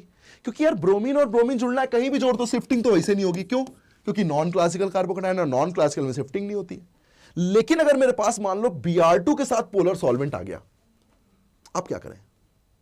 अब क्या होता है? मैकेनिज्म देखना है, मैकेनिज्म देखना है। यहां पर मैंने लगा दिया एक मैथिल और रिएक्शन कर रहा हूं मैं Br2 वाटर के साथ। किसके साथ कर रहा हूं रिएक्शन? Br2 वाटर के साथ। अब मुझे पता है कि Br2 वाटर में जब मैं मैकेनिज्म पार्ट को समझूंगा तो मैकेनिज्म ये कहती है कि सबसे पहले तो भैया Br और Br ही टूटने वाले हैं, मतलब कहीं ना कहीं इस Br और Br के पास डेल पॉजिटिव और डेल नेगेटिव है, जो कि इस साइक्लोहेक्सीन, मिथाइल साइक्लोहेक्सीन के साथ रिएक्शन करेगा। और भाई साहब जोड़ने वाला तो ऐसे ही जोड़ेगा, क्योंकि पॉजिटिव तो यही ज्यादा स्टेबल है ना भाई। अब जब जोड़ लेगा मान लो, तो भैया जब जोड़ लेगा तो यहां तो बन गया पॉजिटिव, यहां जुड़ गया ब्रोमीन, इसके पास है लोन पेयर, क्या बना लेगा? Non classical carbocation. और नॉन क्लासिकल कार्बोकेटायन के बाद एक बात क्लियर है कि अब आएगा Br-। अब सोचो Br- अकेला नहीं है, उसके साथ वाटर भी है। यही तो गेम चेंज हो गया, यही गेम चेंज हो गया कि भैया जब वाटर है तो एक बात बताओ, ये Br- तो कहीं ना कहीं सॉल्वेशन में चला जाएगा, और जब सॉल्वेशन में चला गया तो फिर अब अटैक कौन करेगा? वाटर। और वाटर वहां अटैक करता है जहां पॉजिटिव अच्छा होता है, क्योंकि मैंने आपको यही बताया था कि न्यूक्लियोफाइल वहां ऐड होगा जहां पॉजिटिव क्या होगा? अच्छा होगा। जहां पॉजिटिव क्या होगा? अच्छा होगा। तो इस तरीके से अब जो अपने पास रिएक्शन आएगी उसमें मुझे ये बताओ, ये रहा मेरे पास साइक्लोहेक्सीन, यहां जुड़ जाएगा OH और यहां जुड़ जाएगा Br। हो सकता है इसका मिरर इमेज, मतलब बिल्कुल मिरर इमेज बनेगा, मतलब अब OH क्या होगा? डैश में, और ब्रोमीन क्या होगा? वेज में। अब एक ही चीज क्लियर है कि OH और Br आ रहा है, इसीलिए ये जो अलग पैटर्न है ना, इसको कभी कभी HOBr भी कह देते हैं। HOBr भी, HOBr है क्या? OH और Br। जो लेस EN का होता है ना वो हमेशा इलेक्ट्रोफाइल होता है, और जो ज्यादा EN का होता है ना वो हमेशा न्यूक्लियोफाइल होता है। अब देख लो, इलेक्ट्रोफाइल और न्यूक्लियोफाइल पहचानने में दिक्कत नहीं होगी आपको। बात समझ में आ गई आपको? तो अब ये क्लियर हो गया कि भैया किस तरीके से आप इसे पैटर्न वाइज देख रहे हो, किस तरीके से इसको समझ रहे हो। बात समझ में आ रही है? चलो एक और क्वेश्चन करते हैं बेटा इसी में, तो और क्लियर हो जाएगा। मतलब क्या हुआ सर? मतलब ये हुआ सर कि अगर मान लीजिए मेरे पास ये, अब शिफ्टिंग तो होनी नहीं है, शिफ्टिंग तो होनी नहीं और रिएक्शन हो रही है Br2 वाटर के साथ, तो मुझे ये बताओ जब मैं नॉन क्लासिकल बनाऊंगा तो भैया शिफ्टिंग होनी नहीं और वाटर एज अ न्यूक्लियोफाइल है जो कि अच्छी जगह जुड़ेगा, तो डायरेक्ट आंसर कर सकते हो भाई कौन है अच्छी जगह बताओ? ये वाली, यहां आ गया OH और यहां आ गया Br। अगर मैं इसको ऐसे लिखता HOBr तो भी कोई दिक्कत नहीं थी, बात वही है, Br2 वाटर लिखो या HOBr लिखो, बात वही है। अब मान लो यहीं पर ये सिस फॉर्म है, ठीक। अब ध्यान से सुना बेटा, ये फेनिल है, ये मैथिल है, और यहां मैंने लिख दिया HOCl। एक्चुअल में HOCl क्या है? Cl2 वाटर, जहां Cl इलेक्ट्रोफाइल है और वाटर न्यूक्लियोफाइल है। अब किसी ने कहा कि भैया फिशर फॉर्म बनाना है, एक बात बताओ, मुझे पता है फेनिल और मैथिल में ही चीजें जुड़ने वाली हैं, लेकिन मैं न्यूक्लियोफाइल को कहां जोड़ूंगा? जहां पॉजिटिव अच्छा होगा, और वो कहां पे है? वो है रेजोनेंस पे, और वो है फेनिल वाली पोजीशन। मतलब OH जुड़ने वाला है यहां। अब बात आई कि सर सिस फॉर्म है, आपने सिस में तो हमेशा रेसिमिक में जोड़ा है, जुड़ने में तो वो वैसे ही जुड़ेंगे, तो क्या आप OH और Cl को सेम साइड जोड़ोगे? नहीं, OH और Cl को ऑपोजिट साइड जोड़ेंगे, and this is your answer. मतलब एक कॉन्सेप्ट और 100 क्वेश्चन यूं सॉल्व हो जाएंगे। ऐसा कॉन्सेप्ट सीखना होता है हमें, जहां पर एक कॉन्सेप्ट पढ़ो और सारे कॉन्सेप्ट आपके क्लियर हो जाए। इस तरीके से पढ़ाई करनी बेटा, इस तरीके से पढ़ाई कर ली तो ये मान लीजिए आपका सिलेक्शन रुक ही नहीं सकता, ये मान लीजिए। ठीक है, चलिए प्रैक्टिस करते हैं थोड़ी सी। अब मान लीजिए सर यहां पर मैंने क्वेश्चन दिया कि मेरे पास एक एल्कीन है, ध्यान से सुनना बेटा, एक है मैथिल, एक है एथिल। बताओ एथिल के लिए अल्फा होते 2, मैथिल की तरफ पॉजिटिव बनता, अल्फा होते कितने? 3। तो बताओ किसकी तरफ पॉजिटिव अच्छा है? मैथिल की तरफ। तो मान लो यहां HOCl होता, क्या ये ट्रांस है? क्या ये ट्रांस है? तो क्या ट्रांस एंटी मीजो बनता? और एंटी मीजो का मतलब मैंने अभी तक क्या पढ़ा? Same side. अच्छा सर, मतलब आप ये कहना चाहते हो कि अब जो OH और Cl जुड़ेंगे वो सेम साइड जुड़ेंगे, लेकिन सर ये रहा मैथिल, ये रहा एथिल। अब मुझे बताओ मैथिल की तरफ पॉजिटिव अच्छा, तो OH यहां और Cl यहां। ये कहानी। मान लो ये गिवन नहीं होता, ये गिवन होता, अच्छा सेम साइड है, अरे सर ये तो मैथिल और एथिल के बीच पक्का ट्रांस होगा। देखो क्या आंसर है, ट्रांस। तो कैसा भी क्वेश्चन हो आप आराम से चीजों को क्या कर सकते हो? सॉल्व कर सकते हो। ये कहानी फंसती है। अब मान लीजिए थोड़े से एक और क्वेश्चन देता हूं। मेरे पास है यहां पर Br2 वाटर है, ठीक, और मैंने रिएक्शन में फेनिल लिया है, मैथिल लिया है, OH लिया है, Br लिया है, और ये H है, ये H है। क्या ये ऑपोजिट साइड है? ऑपोजिट साइड है, मतलब सर ये तो इसके साथ मिरर इमेज तो होना ही चाहिए, मतलब ये रेसिमिक टाइप के, और रेसिमिक टाइप में तो सर सिस आता था एंटी एडिशन में कार। तो सिस किसके किसके बीच बनेगी? आहा सर ये तो फेनिल और मैथिल के बीच बनेगी सिस, मतलब ये आपका आंसर आ जाएगा। ये है आपका आंसर। इस तरीके से क्वेश्चन को सॉल्व करना है। अब चाहे रिवर्स हो या फॉरवर्ड क्वेश्चन हो, आप आराम से चीजों को क्या कर सकते हो? सॉल्व कर सकते हो।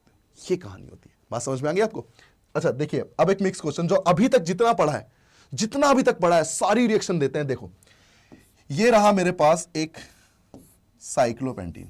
अब ध्यान से सुना बेटा, पहली रिएक्शन मैंने की HBr के साथ, दूसरी रिएक्शन की मैंने H2PT के साथ, तीसरी रिएक्शन की मैंने HBr(R2O2) के साथ, चौथी रिएक्शन है अपने पास HCl(R2O2) के साथ, पांचवी रिएक्शन है अपने पास डाइल्यूट H2SO4, फिर है मेरे पास कॉन्सेंट्रेटेड H2SO4। एक मैं करूंगा, एक आप करेंगे बेटा, ठीक है। यहीं पर थोड़ा सा और कर देते हैं, ये है Br2CCl4, और थोड़ा सा इधर भी कर देते हैं Br2 वाटर, और इसी को एक और लिख देते हैं HOCl। क्या मतलब है इसका? HOCl का Cl2 वाटर।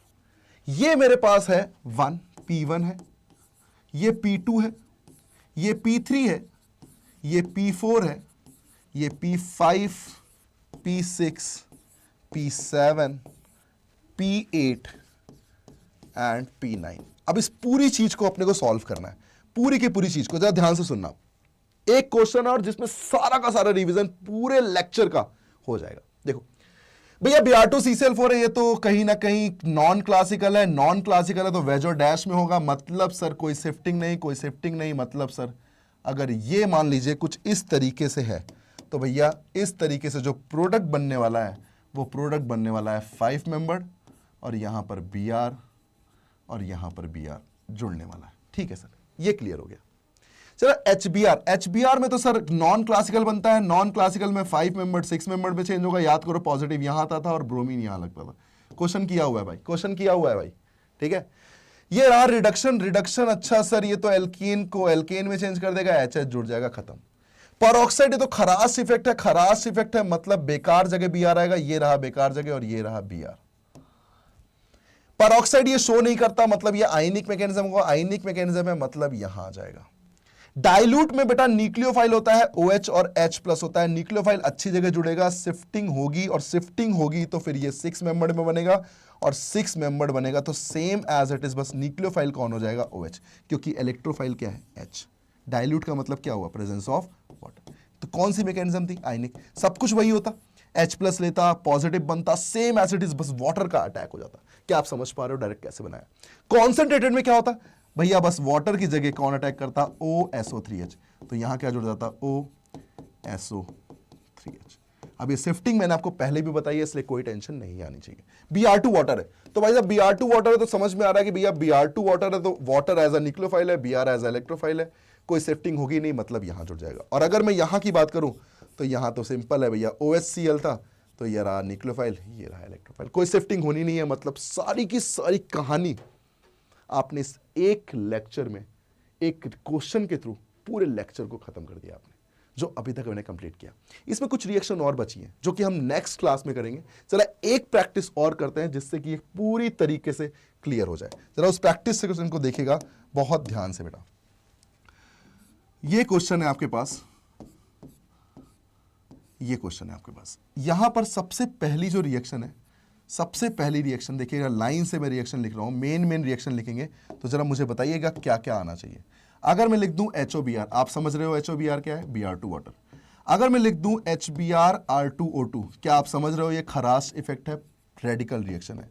अगर मैं लिख दूं HCl(R2O2), सर ये तो आयनिक मैकेनिज्म है मतलब R2O2 सिर्फ बेवकूफ बनाने के लिए दिया हुआ है। और अगर मैं लिख दूं डाइल्यूट H2SO4 तो सर H+ मुझे पता है इलेक्ट्रोफाइल है और वाटर एज अ न्यूक्लियोफाइल है। अब बात करें, अगर मान लीजिए यहां मैं बात करता हूं एक और रिएक्शन की जिसमें है H2PD, क्या करेगा, रिडक्शन। बताओ ये सारी की सारी रिएक्शन आ गई कि नहीं आ गई। ये HX की रिएक्शन आ गई परऑक्साइड के प्रेजेंस में, ये भाई साहब आयनिक मैकेनिज्म, ये कौन सी, रेडिकल मैकेनिज्म, ये कौन सी, नॉन क्लासिकल, कोई शिफ्टिंग नहीं, और ये कौन सी है, रिडक्शन। और सबसे नीचे वाली कौन है भैया, डाइल्यूट मतलब आयनिक मैकेनिज्म, बट लेकिन न्यूक्लियोफाइल कौन है, न्यूक्लियोफाइल है वाटर। फटाफट प्रोडक्ट बना दीजिए और जल्दी से बिल्कुल सही प्रोडक्ट बनाइएगा। जब मैं एल्केन बनाऊंगा तो सीधे HH जुड़ेगा, दिखाने की जरूरत नहीं है। HOBr में नॉन क्लासिकल है, वाटर एज अ न्यूक्लियोफाइल है मतलब अच्छी जगह जुड़ेगा, और Br बेकार जगह जुड़ेगा। जब यहां पर परऑक्साइड की बात करूंगा तो परऑक्साइड कौन शो करता है, HBr ही शो करता है जो कि बेकार जगह जुड़ता है, एंटी मार्कोनिकॉफ रूल। आयनिक मैकेनिज्म है, सब कुछ सही होगा, शिफ्टिंग क्यों नहीं हो रही, क्योंकि बेस्ट पॉजिटिव लग रहा है और यहीं पर Cl ऐड हो जाएगा। और डाइल्यूट में तो भाई साहब न्यूक्लियोफाइल कौन है, OH, तो यहां पर OH आ जाएगा। अब बताओ ये पूरे के पूरे रिएक्शन आपके दिमाग में सेट हुए कि नहीं हुए, यही खास बात है। बस इतना ही करना था मुझे कि आपकी पूरी रिएक्शन आपके दिमाग में सेट हो जाए। और इसी तरीके से अपन आने वाली रिएक्शन जिसमें OMDM, oxymercuration demercuration, hydroboration oxidation, Baeyer's reagent, ये सारी बची एल्कीन की रिएक्शन अपन नेक्स्ट क्लास में करेंगे, नेक्स्ट लेक्चर में करेंगे। तो मस्त रहिए, फुल रिवीजन करिएगा। मैं आपको कह रहा हूं ये लेक्चर इंपॉर्टेंट है बेटा, फुल रिवीजन करना। ये नॉन क्लासिकल इतना पूछा गया है, इतना पूछा गया है, फिशर फॉर्म में कह रहा हूं, बच्चों को समझ नहीं आता, आप समझ के देखना, एकदम इजी है। क्योंकि car cis anti racemic, TAM trans anti meso, सिर्फ CAR याद रखो, C को T कर दिया, ANT था। रेसमिक तो बनेगा नहीं क्योंकि वो कार में बन चुका है, मतलब क्या बनेगा, मीजो। मीजो का मतलब सेम साइड, रेसमिक का मतलब ऑपोजिट साइड। तो मिलते हैं बेटा नेक्स्ट लेक्चर में। मस्त रहिए, एंजॉय करिए, खुश रहिए। थैंक यू बेटा।